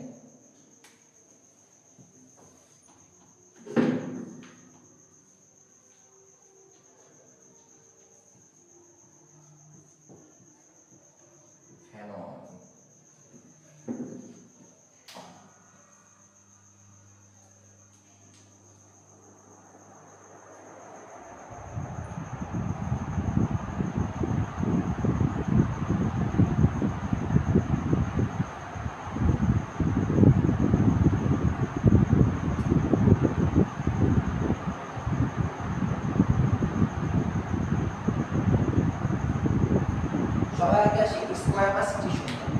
স্কোয়ামাস নামেই আছে মাছ, মাছ মানে কি? মাছ, জাস্ট বোঝার জন্য। মাছের আঁশের মতো একটা টিস্যু। এই টিস্যুটা যদি একটু আগে, মানে এই যে এই শেপের হবে আর কি, মানে মাছের আঁশের মতো 4টা টিস্যু হবে, মাঝখানে একটা নিউক্লিয়াস থাকবে। এটা হলো স্কোয়ামাস এপিথেলিয়াল টিস্যু। এপিথেলিয়াল মানে আবরণী, স্কোয়ামাস আবরণী টিস্যু। স্কোয়ামাস আবরণী টিস্যু পাওয়া যাবে কোথায়? উদাহরণটা ভেরি ইম্পর্টেন্ট। অ্যান্সার হলো বৃক্কের আমাদের যে কিডনি আছে, আমাদের এই কিডনিতে পাওয়া যাবে। আর কিডনির মধ্যে 2 ধরনের টিস্যু পাওয়া যাবে, দূরে জানতে হবে।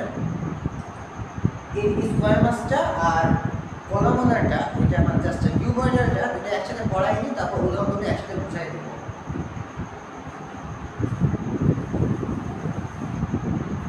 এরপর আসি কিউবয়েডাল। কিউবয়েডাল কি জিনিস? নামই আছে কিউব, মানে চার কোণা হবে। ওইগুলো মানে জাস্ট চার কোণা শেপ, চার কোণা শেপ এবং চার পাশে প্রায় সমান, মানে কিউব শেপের হয়।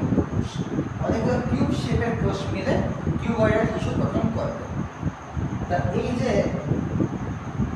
স্কোয়ামাস এবং কিউবয়েডাল টিস্যু, এই দুটো টিস্যুর আসলে অবস্থান একটু জানতে হবে।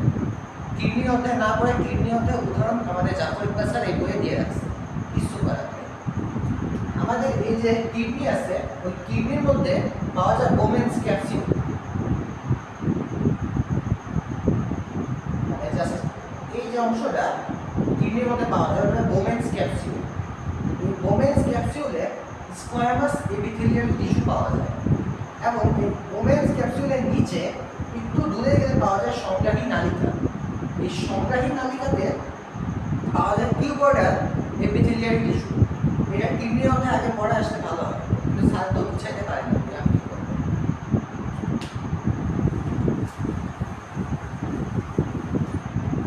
এরপর আসে কলামনার। নামে আছে কলাম, তার মানে এইগুলো টিস্যু হবে একটু লম্বা লম্বা, কলাম শেপ, কলামের মতো। মানে এক একটা ফোঁটা কিন্তু এক একটা নিউক্লিয়াসের মতো আছে, নিউক্লিয়াস। এই এক একটা কোষ হবে কলামের শেপে। তো এটা হবে কি কলামনার আবরণী টিস্যু। এগুলো পাওয়া যাবে কোন জায়গায়? মানুষের পেটে। পেটের কোন জায়গায়? অন্ত্রে, ক্ষুদ্রান্ত্রে, মানে কি ডুওডেনাম, জেজুনাম, ইলিয়াম, এগুলো সামনে পাবো। এখানে পাওয়া যাবে জাস্ট এই কলামনার আবরণী টিস্যু।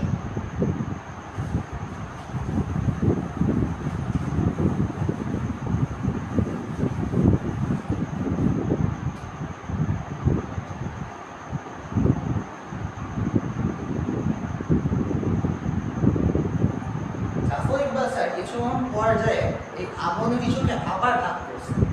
ঠিক আছে, আমরা আবার ভাগ করি। সবার আগে আসে সাধারণ আবরণী টিস্যু।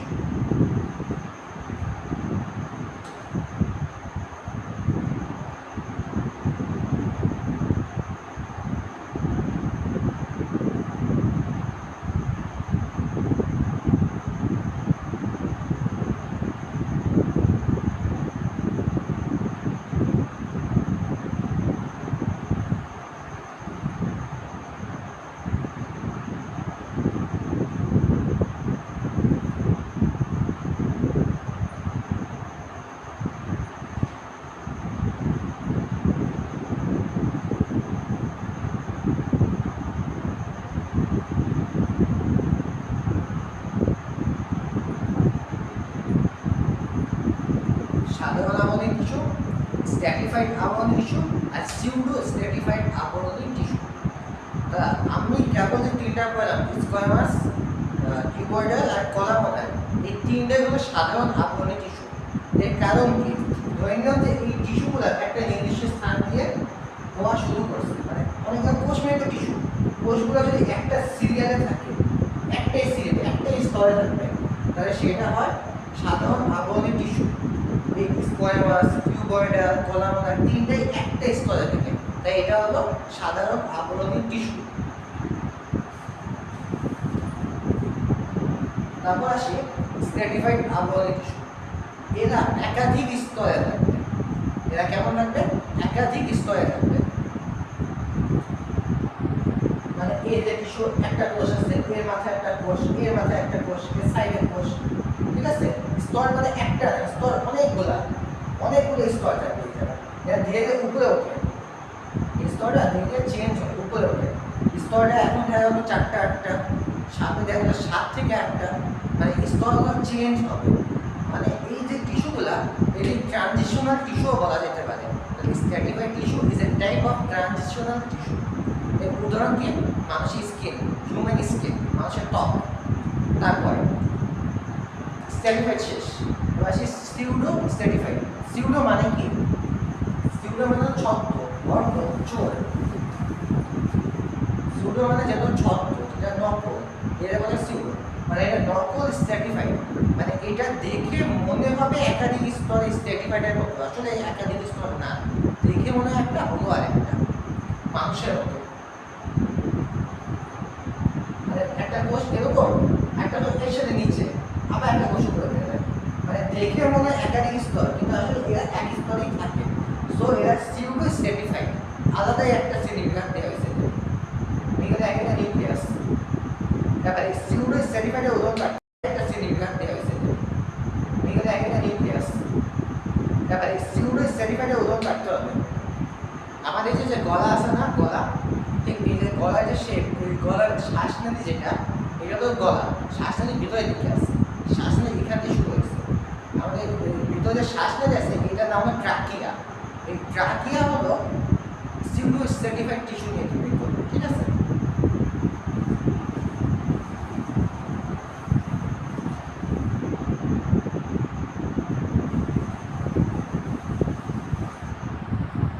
জাফর ইকবাল স্যার আরো কয়েকটা উদাহরণ দিয়েছেন, কেন দিয়েছেন জানি না, স্টুডেন্টের নাম করে উদাহরণ বাইরে দিয়েছেন, মুখস্থ করেন কিছু যে এখন আছে কি সিলিয়াযুক্ত এপিথেলিয়াল টিস্যু বা সিলিয়াযুক্ত আবরণী টিস্যু।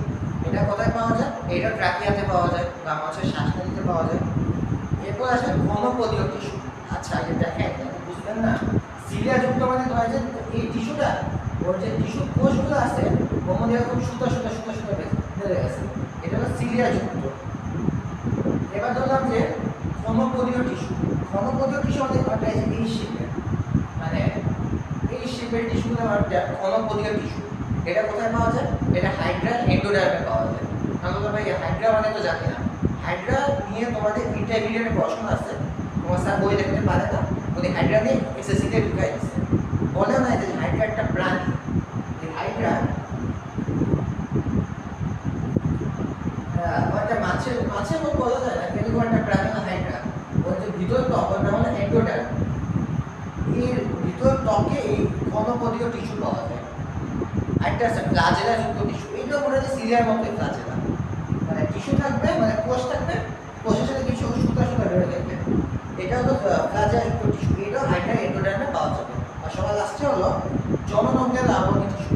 তো এটা তো ইজি আছে, এটা আসলে আলাদা বলার কিছু নেই। যেমন শুক্রাণু, ডিম্বাণু। এবার একটা লুকায়িত জিনিস আছে, সেটা হলো গ্রন্থি আবরণী টিস্যু। এটা একটা লাইনই পড়বেন, ওটা হলো গ্রন্থি আবরণী টিস্যু। যে একটা আবরণী টিস্যু, এটা পরীক্ষা স্টুডেন্ট ভুলে যায়, ওরা গ্রন্থি টিস্যু পড়ে চলে যায়। এটা কোন ধরনের টিস্যু? এমসিকিউতে কোশ্চেন আছে, দেখা আসতে পারে না। গ্রন্থি টিস্যু এক ধরনের আবরণী টিস্যু, গ্রন্থি থাকে ত্বকের উপর, ওই আবরণী টিস্যুটা চেঞ্জ হয়ে গ্রন্থি টিস্যু উৎপন্ন করে। শেষ।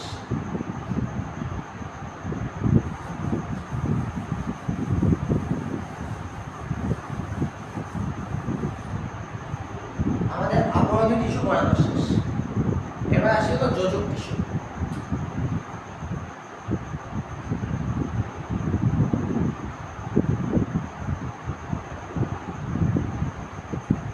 যোজক টিস্যু মানে কি?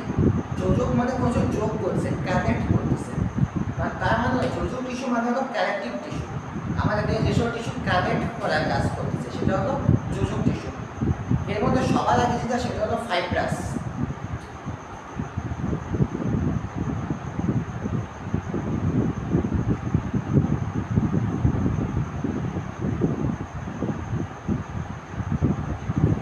ফাইব্রাস যোজক টিস্যু। ফাইব্রাস যোজক টিস্যু মানে কি? যেগুলো টিস্যু একটা ফাইবারের মতো হবে। ফাইবার মানে কি? তন্তু।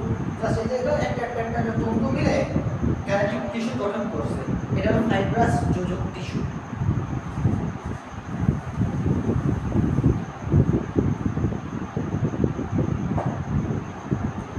এবার আসে স্কেলিটাল।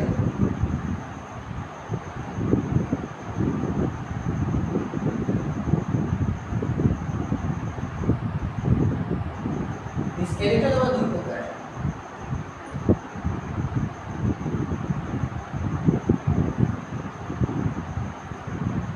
অস্থি আর অনুনাস্থি।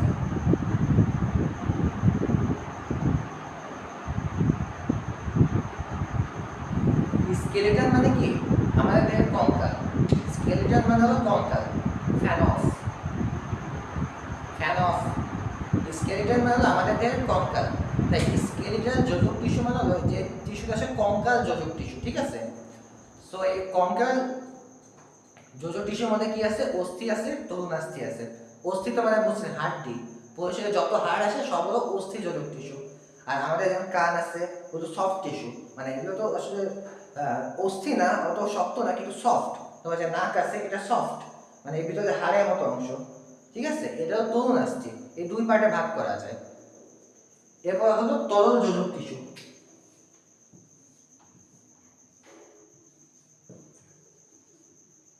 এই তরল যোজক টিস্যু হলো দুই প্রকার, একটা হলো রক্ত, একটা হলো লসিকা। এখন দেখা যায় আগে কোনটা আছে। আগে আছে রক্ত।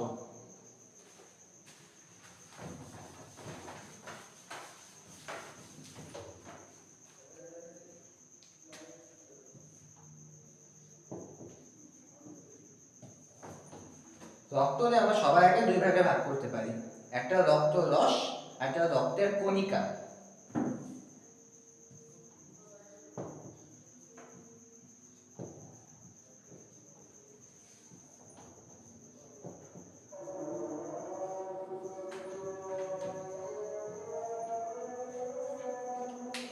রক্তরে যদি আমি নিয়ে আলাদা করতে পারি রক্ত রস আর রক্ত কণিকা, পার্সেন্টেজ বেড়ে আসবে। রক্তে রক্ত কণিকা থাকে হলো 45%, আর 55% থাকে হলো রক্ত রস।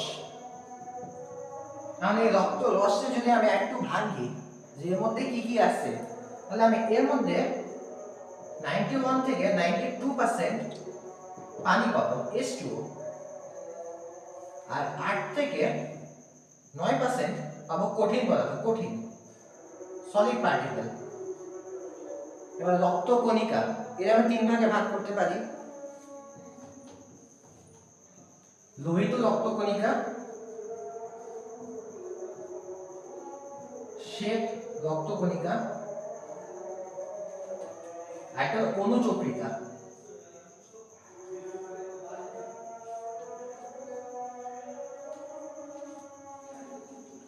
সবার আগে আসে হলো লোহিত রক্ত কণিকা। নাম আছে লোহিত, লোহিত আছে লোহা দিয়ে, মানে এটা রেড হবে। লোহিত রক্ত কণিকা যে একটা গোলাকার শেপের, কিন্তু চারটা মানে দুই পাশে আমি 3 ডাইমেনশনাল দেখাতে পারবো না, এটা হলো একটা চারটা গোলাকার শেপের হয়। হ্যাঁ, মানে মাঝখান থেকে চারটা থেকে মেইন কথা হলো এটা কাজ, এটা আমাদের পুরো শরীরে অক্সিজেন বহন করবে। আরেকটা কারণ হলো এটা দেখতে লাল কেন, কারণ হলো এখানে হিমোগ্লোবিন থাকে। এই হিমোগ্লোবিনটা আমাদের দেহে পুরোটা অক্সিজেন পরিবহন করে। এবার হলো শ্বেত রক্তকণিকা। এটা শেপ হলো একটা অ্যামিবার মতো, মানে কোনো নির্দিষ্ট শেপ নাই, এর মধ্যে নিউক্লিয়াস পাওয়া যাবে। আরেকটা কথা, লোহিত রক্তকণিকা কোষে নিউক্লিয়াস পাওয়া যায় না, অনুচক্রিকায় কোনো সময় নিউক্লিয়াস পাওয়া যায় না, কিন্তু শ্বেত রক্তকণিকায় সব সময় নিউক্লিয়াস পাওয়া যাবে। এই শ্বেত রক্তকণিকার কাজ হলো জীবাণু ধ্বংস করা, দেহে যত ভাইরাস ব্যাকটেরিয়া জীবাণু আছে সব ধ্বংস করবে শ্বেত রক্তকণিকা, ফেনন।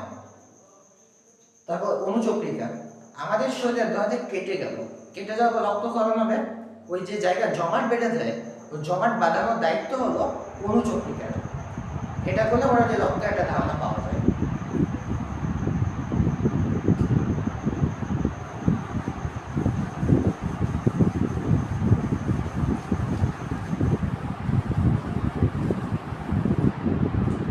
এবার টপিক হলো লসিকা।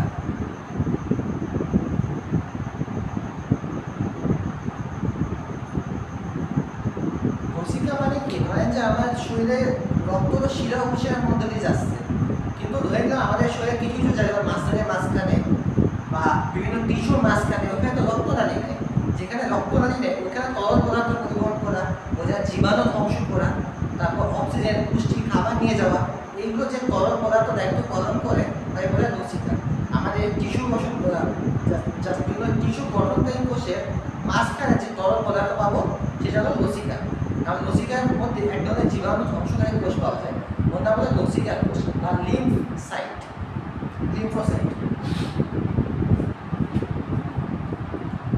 এরপর আসি পেশি টিস্যু। লসিকা পড়া শেষ মানে হলো যোজক টিস্যু শেষ, এবার আসবে হলো পেশি টিস্যু।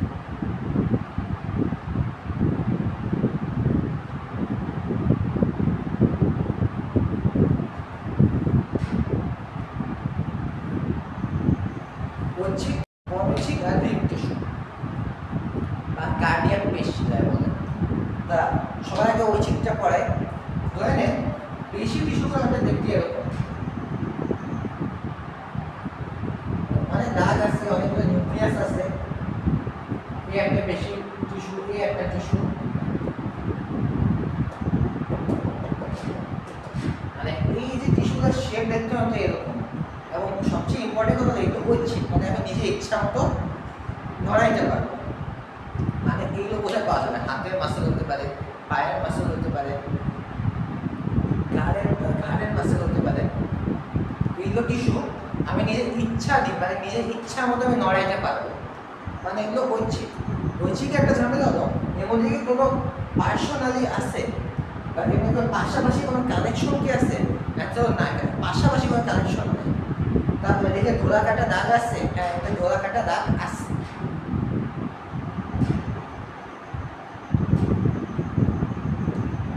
মানে এইগুলো কোষগুলা শাখার নিকট না, মানে শাখা নাই, একটা টিস্যু পাশে দিয়ে একটা টিস্যু যায়, কোনো শাখা প্রশাখা বের হয় না, এবং ধোলা কাটা দাগ পাওয়া যায়।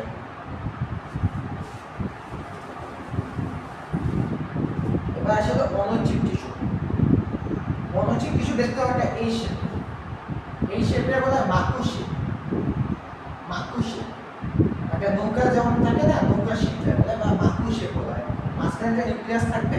আমি আসলে কোনো দাগ দেইনি, কারণ কি এটা মসৃণ, স্মুথ, এগুলি স্মুথ হবে, কোনো মানে মসৃণ, কোনো ভিতরে কোনো দাগ থাকবে না, কোনো শাখাও থাকবে না। এবং অনৈচ্ছিক টিস্যু মানে কি, আমি যেহেতু নিজের ইচ্ছা দিয়ে নড়াইতে পারবো না, আমি নিজের ইচ্ছা মতো মুভ করতে পারবো না। যেমন কি আমার যেগুলো মানে পাকস্থলী টিস্যু হতে পারে, বা চকলেট, কিডনি, আমরা চাইলে আমার কিডনি নাড়াইতে পারতেছি না। মানে এইগুলো টিস্যু হলো বা এগুলো মাসেল হলো অনৈচ্ছিক মাসেল।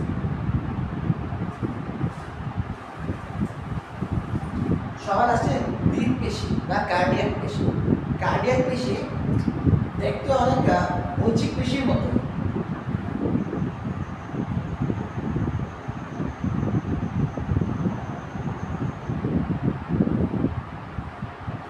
কিন্তু একটু ভিন্নতা আছে।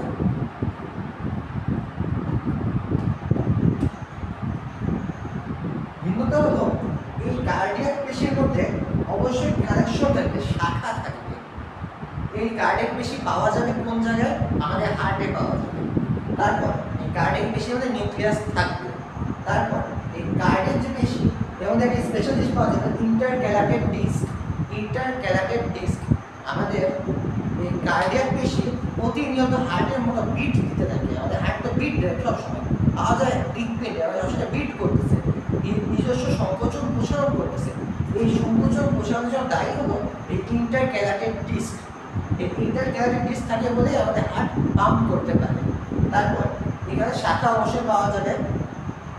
তাহলে একটা জিনিস বুঝলেন যে এইগুলো যে পেশি, এটা আমি নিজের ইচ্ছা দিন না, আমি নিজে চাইলেই কার্ডিয়াক পেশি নাড়াতে পারতেছি না, নিজের ইচ্ছা করে হার্টকে থামাইতে পারতেছি না। তার মানে এর গঠনটা ঐচ্ছিক পেশির মতো হলেও এর কাজটা অনৈচ্ছিক পেশির মতো, এবং এই জায়গায় দুটো স্পেশাল জিনিস পাওয়া যায়, শাখা এবং ইন্টারক্যালাটেড ডিস্ক।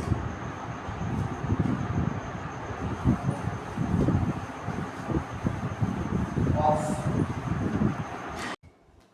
এতক্ষণে আবরণী কলা, যোজক কলা এবং পেশি কলা, এই তিনটা শেষ। এখন বাকি আছে স্নায়ু কলা। স্নায়ু কলা থাকে কোন জায়গায় আগে এটা বুঝতে হবে। আমাদের যে ব্রেন আছে, মাথার খুলির ভিতরে যে ব্রেন আছে, ব্রেনের ঠিক পেছন দিয়ে আমাদের সুষুম্না কাণ্ড গেছে, এই জায়গাতে আছে আমাদের যে স্নায়ু কলা। এবার স্নায়ু কলা কি দিয়ে গঠিত? আমাদের পুরো শরীর যেমন কোষ দিয়ে গঠিত, স্নায়ু কলা কিন্তু সেই একই কোষ দিয়ে গঠিত না, কোষ দিয়ে গঠিত, একটু ভিন্ন ধরনের কোষ দিয়ে গঠিত। আচ্ছা, স্নায়ু কলার কাজ কি? আমাদের যে পুরো দেহের সংবেদনশীলতার কাজ করা, বিভিন্ন উদ্দীপনার সাহায্য করা, তারপর আমাদের টাচ করা হয়, আমার যদি গরম লাগে এইগুলো উদ্দীপনা দেওয়া, স্মৃতি ধারণ করা, এসব। এই যে স্নায়ু কলা যে বিশেষ ধরনের কোষ দিয়ে গঠিত, ওর নাম হলো নিউরন। ওর নাম হলো নিউরন। নিউরনটা এই যে এই শেপের, এইটাও একটা পূর্ণাঙ্গ নিউরন। এই নিউরনের মাঝখানে একটা নিউক্লিয়াস থাকবে, ঠিক এইটাও একটা নিউক্লিয়াস। এর চারদিকে থাকবে একটা কোষ দেহ। এই যে এইটাও একটা কোষ দেহ। কোষ দেহের বাইরে কিছু শাখা পাওয়া যায়, এই শাখাগুলোকে বলা হয় ডেনড্রন, এবং এই শাখা দিয়ে যদি কোনো শাখা বের হয় সেটা হবে ডেনড্রাইট। এরপর দেখা যাচ্ছে এই কোষ দেহ, এই নিউক্লিয়াস বাদে এর একটা লম্বা শাখা পাওয়া যায়, এই লম্বা শাখার নাম হলো অ্যাক্সন। এই অ্যাক্সনের লাস্টে কিছু অংশ পাওয়া যায়, এটা হলো তার প্রলম্বিত অংশ। সো একটা নিউরন তিনটা অংশ নিয়ে গঠিত, কোষ দেহ, ডেনড্রন এক্সন, এটা হলো এক্সনের প্রান্ত। এবার এই কোষদেহের মধ্যে কোন কোন অঙ্গাণু পাওয়া যায়? আমি অনেকগুলো অঙ্গাণু পড়াইছি না, মাইটোকন্ড্রিয়া, গোলগি বডি সবই আছে এখানে, বাট এখানে একটা অঙ্গাণু নাই, সেন্ট্রিওল। না থাকার অসুবিধা কি হয়েছে, এটা বিভাজিত হতে পারে না। স্নায়ু কলা কোনো সময় ডিভাইড হতে পারে না, সংখ্যা বাড়াইতে পারে না। আপনার জন্মের সময় যে কয়টা স্নায়ু কলা বা যে কয়টা আসলে নিউরন ছিল এখনো সে কয়টা আছে, এর চেয়ে কমতে পারে, এর চেয়ে বাড়তে পারে না। তারপর এই একটা নিউরন পাশে একটা নিউরনের সাথে কানেক্ট হয়, কিভাবে হয়, এই নিউরনের এক্সনের প্রান্ত এবং এই নিউরনের যে ডেনড্রাইট এই দুটো কানেক্ট হয়। এর ফলে কি হয়, আমার যে স্নায়ু যে উদ্দীপনা সেটা পরিবহন হতে হবে, তাই না? এক জায়গায় থাকলে তো কাছে হবে না, আমাকে স্পর্শ করে উদ্দীপনাটা ব্রেন পর্যন্ত আসতে হবে। সেই ব্রেন পর্যন্ত আসার কাজটা করে এই কানেকশনটা, একটা নিউরনের প্রান্ত আরেকটা নিউরনের শুরুর সাথে কানেক্ট হয়, মানে প্রলম্বিত অংশ প্লাস ডেনড্রাইট কানেক্ট হয়, এর ফলে স্নায়ু উদ্দীপনা পরিবাহিত হয়। এই যেখানে এটা কানেক্ট হবে এই জায়গাটার নাম হলো, মানে এই পদ্ধতিটার নাম হলো সিন্যাপসিস বা সিন্যাপস। এইভাবে করে একটা স্নায়ুর মধ্যে দিয়ে স্নায়ু উদ্দীপনা পরিবাহিত হবে। স্নায়ু পরিবহন শেষ। এরপর কিছু তন্ত্র নিয়ে লেখা আছে বইয়ের মধ্যে, আমি একটা একটা করে বলি, এটা নিয়ে আসলে তেমন কিছু পড়ার নাই বা এ নিয়ে বেশি কিছু বলারও নাই। সকালে গেল অঙ্গ সংস্থান বিদ্যা বা মরফোলজি, আমাদের বিভিন্ন দৈহিক কাঠামো নিয়ে, বিভিন্ন অঙ্গ নিয়ে, যেমন অঙ্গের অবস্থান নিয়ে যেখানে আলোচনা করা হবে সেটা অঙ্গ সংস্থান বিদ্যা বা মরফোলজি। এরপর আসে পরিপাক তন্ত্র। পরিপাক তন্ত্র কি, মুখ, গলা, পেট, পেটের মধ্যে আছে পাকস্থলী আছে, তারপর আছে ক্ষুদ্রান্ত, ডিউডেনাম, জেজুনাম, ইলিয়াম, তারপর আছে বৃহদন্ত্র, সিকাম, কোলন, মূলাশয়, তারপর আছে কি পায়ুছিদ্র। এটা হলো আমাদের পরিপাক তন্ত্র। এইগুলো নিয়ে অত প্রেশার খাওয়ার কিছু নেই, ইম্পর্টেন্ট লাইন আমি বলে দেবো।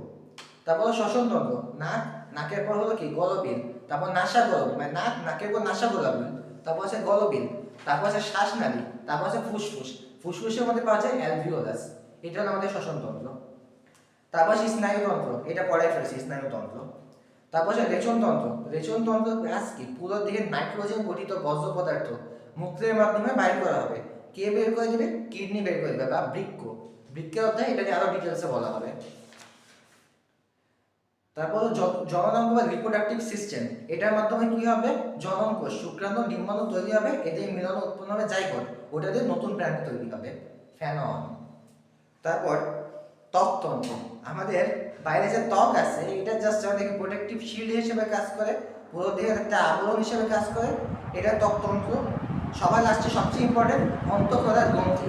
আমাদের শরীরে বিভিন্ন হরমোনাল সিস্টেম আছে, এনজাইম সিস্টেম আছে, এই যে হরমোনগুলা আমাদের শরীরে উৎপন্ন যে গ্রন্থি দিয়ে, এগুলো হলো অন্তঃক্ষরার গ্রন্থি।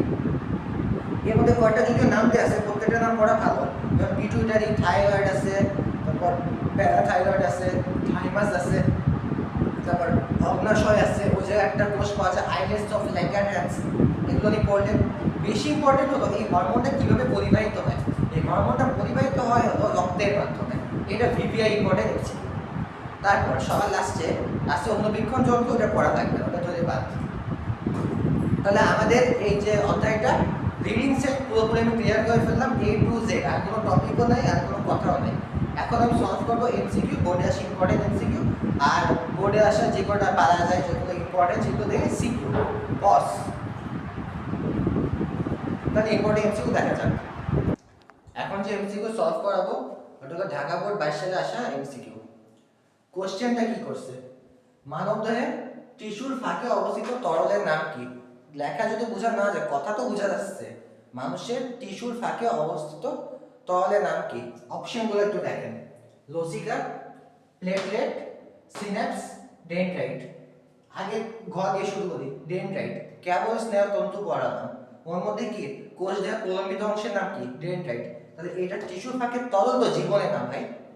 উপরে আসে প্লেটলেট, প্লেটলেট আমি রক্তের সময় পড়াইছিলাম, অনুচক্রিকা, অনুচক্রিকা মানে প্লেটলেট, ওর কাজ কি? রক্তক্ষরণ বন্ধ করা, এটা কোনো টিস্যু ফাঁকে অবস্থিত তরল না। তারপর সে সিন্যাপস, সিন্যাপস কি? কেবল পড়াইলাম যে স্নায়ু তন্তুর কানেকশনের টিস্যু ফাঁকে অবস্থিত তরল না। তারপর সে সিন্যাপস, সিন্যাপস কি? কেবল পড়াইলাম যে স্নায়ু তন্তুর কানেকশনের জায়গাকে বলা হয় সিন্যাপস, তাহলে এটাও বাদ। এবার বাঁচলো কি? লসিকা। অ্যান্সার তো এটাই হবে। কেন হবে? আমি বলেছিলাম না রক্তের সময় যে মানবদেহে যে সকল স্থানে রক্ত পৌঁছায় না সে যা কি বলছে? লসিকা বলছে, মানে টিস্যুর তলে অবস্থিত, জাস্ট টিস্যুর ফাঁকে অবস্থিত তলের নাম হলো লসিকা অফ। এখন যে এমসিকিউ সলভ করাবো সেটা 1922 সালে আইছে। আগে উদ্দীপক দেখে নিই। দুইটা অঙ্গন দিছে, এটা এ এটা বি। এখন এ দেখে আমরা বুঝতেছি এটা বইয়ের চিত্র, এটা হলো গোলগি বডি। আর বি এটাও বইয়ের চিত্র, বইয়ের চিত্রগুলো বুঝতে হবে। এরা কিন্তু আহামরি সুন্দর চিত্র দেবে না পরীক্ষা হলে, এরকমই তো ভেজা ভেজা চিত্র দেবে, ওটা বুঝে নিতে হবে। একদম কালি মাখানো বিচ্ছিরি চিত্র দেবে, ওইটা দিয়ে বুঝতে হবে। এই চিত্রটা দিয়ে বলছে যে এটা কি, এটা হলো জাস্ট লাইসোসোম। এখন এই দুটো দিয়ে প্রথম এমসিকিউ দিল এ মানে গোলগি বডি সমানে কোনটি সঠিক। প্রথমে বলছে প্রধানত উদ্ভিদ কোষে পাওয়া যায়। আমি যখন গোলগি বডি নিয়ে পড়াইছিলাম তখনই বলছিলাম গোলগি বডি দুইটা কোষেই পাওয়া যায়, কিন্তু প্রধানত প্রাণী কোষে পাওয়া যায়, মানে এই পয়েন্টটা ভুল। এবার কোষ রস ধারণ করে, আমি যখন কোষ গহ্বর নিয়ে পড়াইছিলাম তখন আমি বলছিলাম যে কোষ রস ধারণ করে হলো কোষ গহ্বর, তাহলে এইটাও ভুল।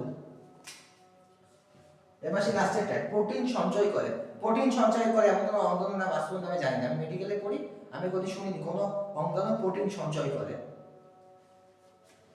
প্রোটিন প্রতিনিয়ত তৈরি হতে থাকে, প্রোটিন কিছু সঞ্চয় করে তার যকৃৎ কোষ, এইগুলা না। লাস্টে হলো কার্বোহাইড্রেট তৈরি করে। কার্বোহাইড্রেট ফ্যাক্টরি বলা হয় গোলগি বডিতে, এটা হাসান স্যারের বইয়ে দেওয়া আছে, আমাদের মেইন বইয়ের মধ্যে দেওয়া নেই এটা, কিন্তু এটাই হলো অ্যান্সার। কার্বোহাইড্রেট তৈরি করে হলো গোলগি বডি, সো অ্যান্সার হলো কার্বোহাইড্রেট তৈরি করে। বস আমি এবার ওই বি অঙ্গাণু যে দ্বিতীয় কোশ্চেনটা সেটা আলোচনা করি। বি অঙ্গাণু আমি কি বললাম, এটা হচ্ছে লাইসোজোম। লাইসোজোম সম্বন্ধে তিনটা তথ্য আগে দিছে, দেখি তিনটার মধ্যে কোনটা সঠিক কোনটা বেঠিক। এক নাম্বার জীবাণু ধ্বংস করে। আমি যখন লাইসোজোম পড়াইছিলাম সেই সময় বলছিলাম লাইসোজোম জীবাণু ধ্বংস করে, ওর কাজে জীবাণু ধ্বংস করা এবং যে কোষের মধ্যে থাকবে অনেক সময় সেই কোষকে মেরে ফেলা। দুই নাম্বার করি হরমোন উৎপাদন করে।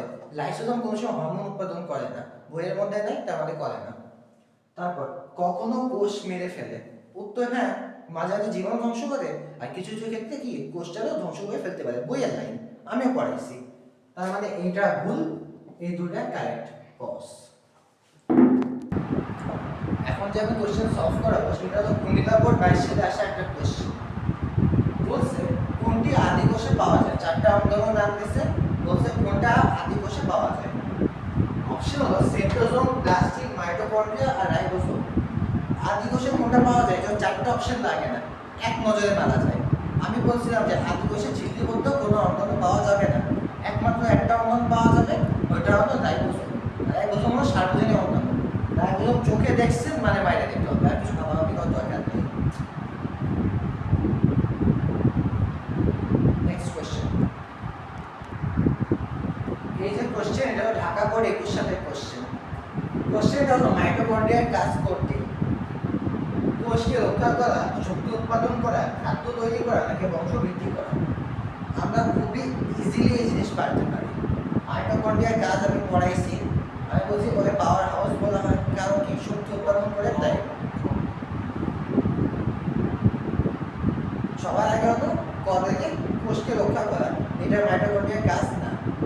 কারণ কি কোষকে রক্ষা করার কাজ কোনটা, লাইসোজোমের, জীবাণু ধ্বংস করবে, তাই না। কোষ প্রাচীর হইতে পারে, সেটা বাইরে থেকে কোষকে রক্ষা করে, তার মানে এটা তো হবে না। এরপর খাদ্য তৈরি করা, প্লাস্টিকের কাজ ছিল খাদ্য তৈরি করা, প্লাস্টিকের সময়টা পড়াইছি, প্লাস্টিক এই তো খাদ্য তৈরি করবে, কোথায় খাদ্য তৈরি করবে, উদ্ভিদের পাতায়।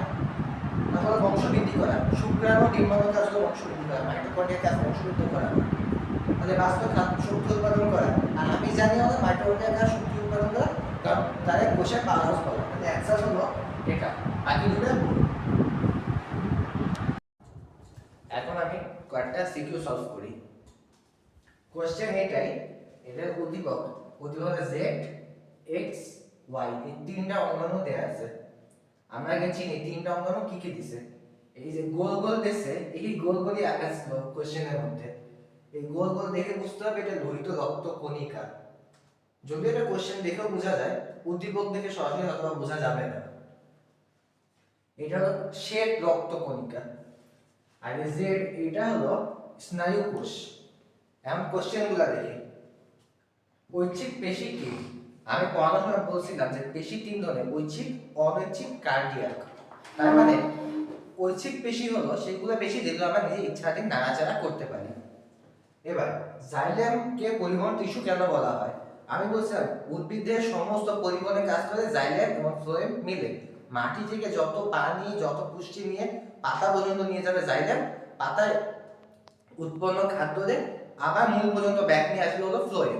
তাই এদের বলা হয় পরিবহন টিস্যু। জেড এর গঠন বর্ণনা করে, এটা হলো স্নায়ু কোষ। স্নায়ু কোষের গঠন তো আমি কিছু আগেই শিখাইছিলাম, পুরোটা তো বলবো না, শর্ট করে বলতেছি। এখানে কি একটা নিউক্লিয়াস থাকে, এর চারদিকে কি কোষ দেহ দেখা যায়, এই যে কোষ দেহ থাকে। এই কোষ দেহের সাথে এখানে কি ডেনড্রন, আর ডেনড্রন শাখা কোনটা? ডেনড্রাইট। তারপর এখানে একটা লম্বা প্রান্ত থাকে, ওটা হলো এক্সন। এটা হলো এক্সন। আর এক্সনের একদম প্রান্তে কি এক্সন প্রান্ত। আর এখানে যে ফাঁকা ফাঁকা জায়গা থাকে এর নাম হলো রেনভিয়ারের পর্ব। এর নাম হলো রেনভিয়ারের পর্ব। তারপর এখানে কিছু কিছু অঙ্গাণু থাকে, সব অঙ্গাণুর নামে আমরা লিখবো, খালি আমরা লিখবো সেন্ট্রিওলের নাম, কারণ এখানে সেন্ট্রিওল পাওয়া যায় না।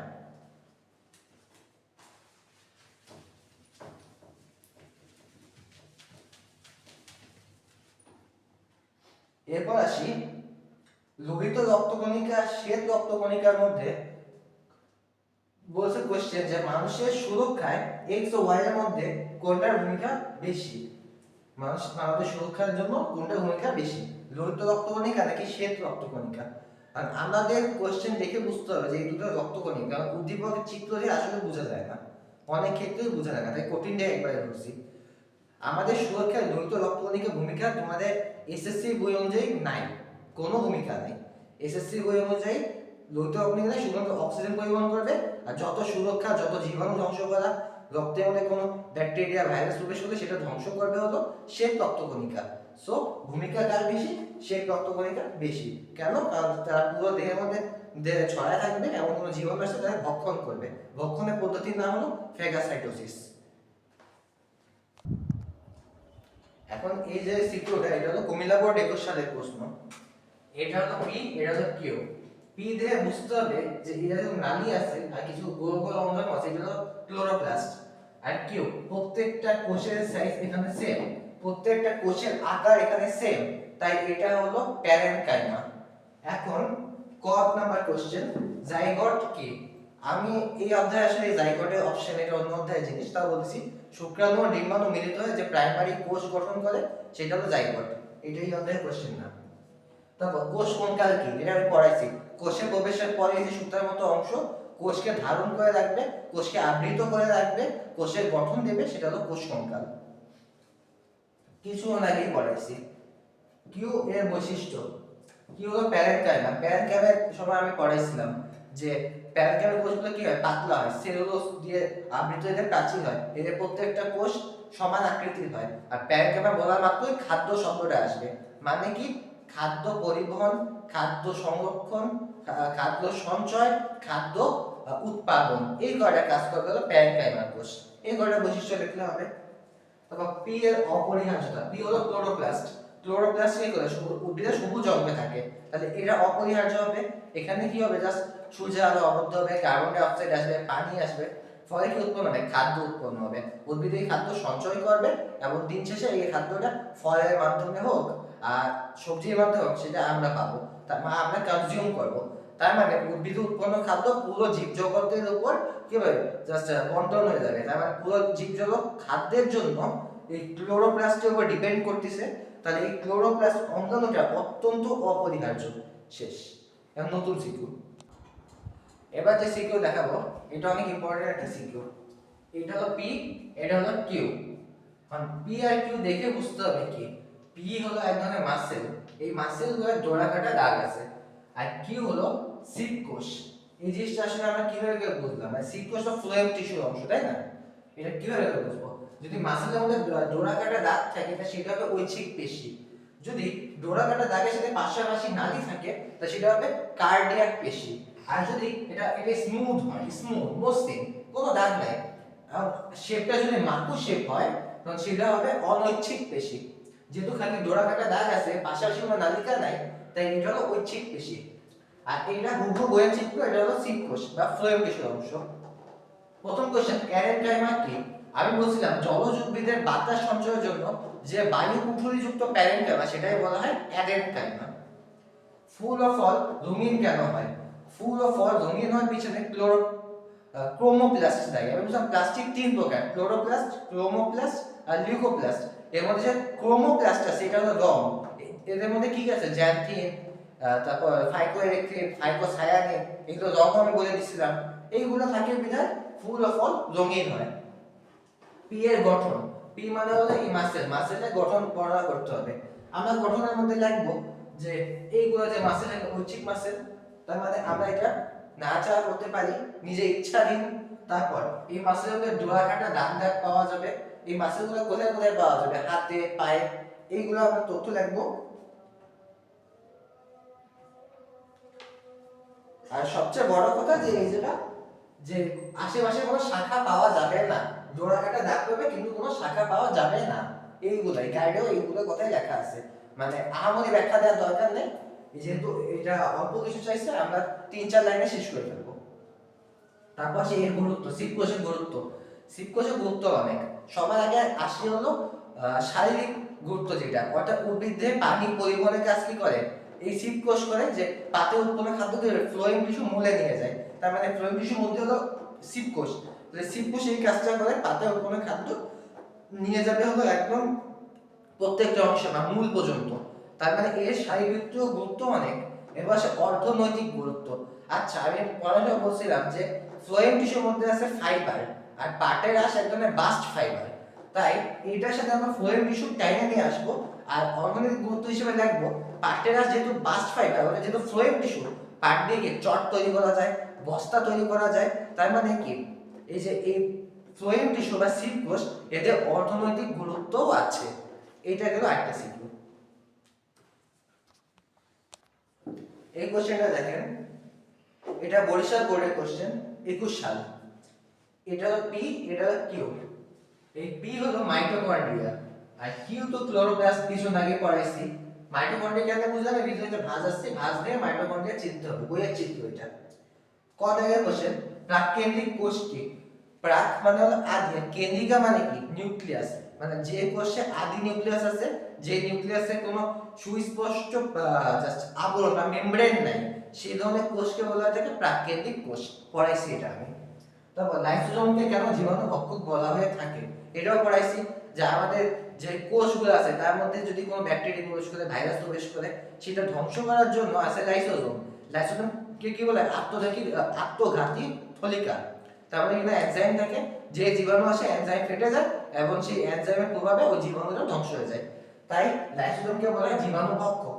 এবার পি এর গঠন, পি হলো মাইটোকন্ড্রিয়া, মাইটোকন্ড্রিয়ার গঠন ওই যে আমি আগে যা পড়েছিলাম তাই, যে মাইটোকন্ড্রিয়াটা বাইরে মেমব্রেন থাকবে, এটা হবে দ্বিস্তরী মেমব্রেন।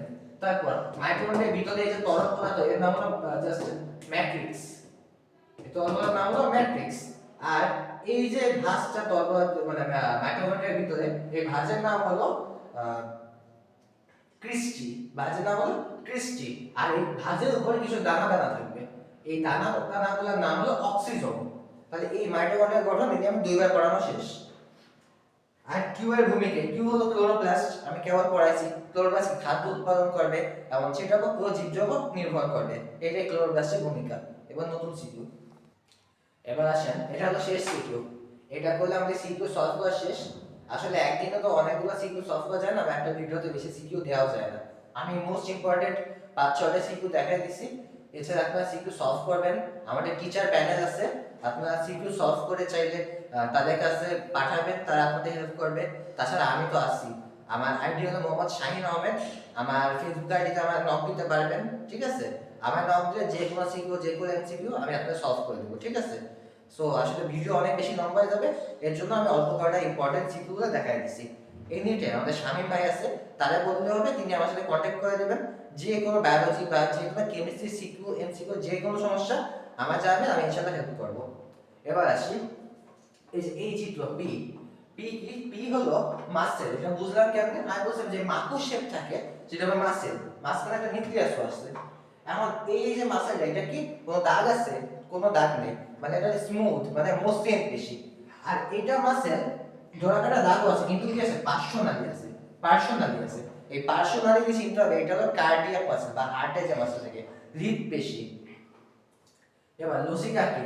আমি পড়ানোর সময় পড়াইছি, রক্ত পড়ানোর সময় এটা বলছিলাম, অলরেডি 2বার বলা শেষ, যে আমাদের দেহে যে সকল স্থানে রক্ত পৌঁছায় না, সেই সকল স্থানে পুষ্টি অক্সিজেন পৌঁছানোর জন্য যে কোষ এবং টিস্যুর মাঝখানে তরল থাকে, সেটা হলো লসিকা। এবার ট্রানজিশনাল টিস্যু কি? ট্রানজিশনাল মানে পরিবর্তনশীল। আমাদের ত্বক, সেটা হলো ট্রানজিশনাল টিস্যু।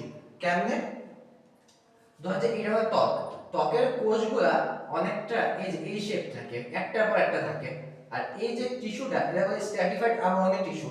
এই যে স্তর 4টা 5টা থাকে, আবার হুট করে 7টা থেকে 8টা হয়ে যায়, মানে এই স্তরটা চেঞ্জ হতে থাকে, প্রতিনিয়ত ত্বকের স্তর চেঞ্জ হয়। এর জন্য এই স্তরটা যেটা পরিবর্তনশীল, তাই এর বলা ট্রানজিশনাল আবরণী টিস্যু। এবার আসি পি এর গঠন ও কাজ। পি মানে হলো মসৃণ পেশি, বুঝাই দিলাম। এবার গঠন কি? পেশিটা মসৃণ, কোন আকৃতির? মাকু আকৃতির, মাকু। তারপর এগুলোর মধ্যে কোনো ডোরাকাটা দাগ নাই। তারপর এটার মধ্যে কোনো পার্শ্ব মানে জাস্ট এটা যেমন পার্শ্ব শাখা আছে, কোনো শাখা নাই। আর কাজ কি? মসৃণ পেশি কোথায় পাওয়া যায়? আমাদের পরিবহন তন্ত্র, পাকস্থলীতে, ক্ষুদ্রান্তে।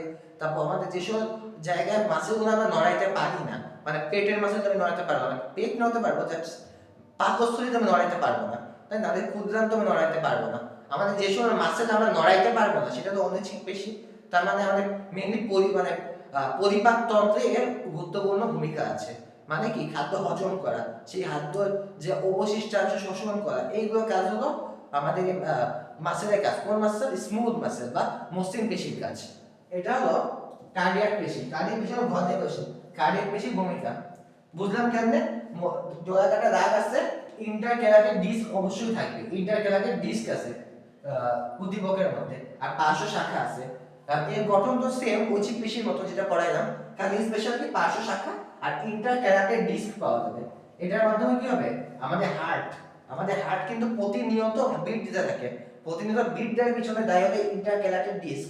এটা কিন্তু হার্ট প্রতিনিয়ত বিট দেয়, এটাই তার গঠন। আর ভূমিকা কি? পুরো শরীরে রক্ত পরিবহন করা। হৃৎপিণ্ডের যা ভূমিকা, কার্ডিয়াক পেশির হুবহু তাই ভূমিকা। পুরো দেহের মধ্যে জাস্ট রক্ত পরিবহন করবে, ব্লাড সার্কুলেশন করবে। এটা হলো আমাদের কার্ডিয়াক পেশির ভূমিকা। বাস আমাদের সিকিউ সলভ করা শেষ। না না, এবং আমাদের এই ভিডিওটা আজকের মতো শেষ। তাহলে এই 2 অধ্যায় সিকিউ, এমসিকিউ এবং পুরো বই সলভ করা শেষ হয়ে গেল। এরপর যদি কোনো সমস্যা থাকলে অবশ্যই জানাবেন। বেশি বেশি সিকিউ সলভ করবেন, এমসিকিউ সলভ করবেন, রিডিংটা ভালো মতো পড়বেন। বাস আমার জন্য দোয়া করবেন। আল্লাহ হাফেজ।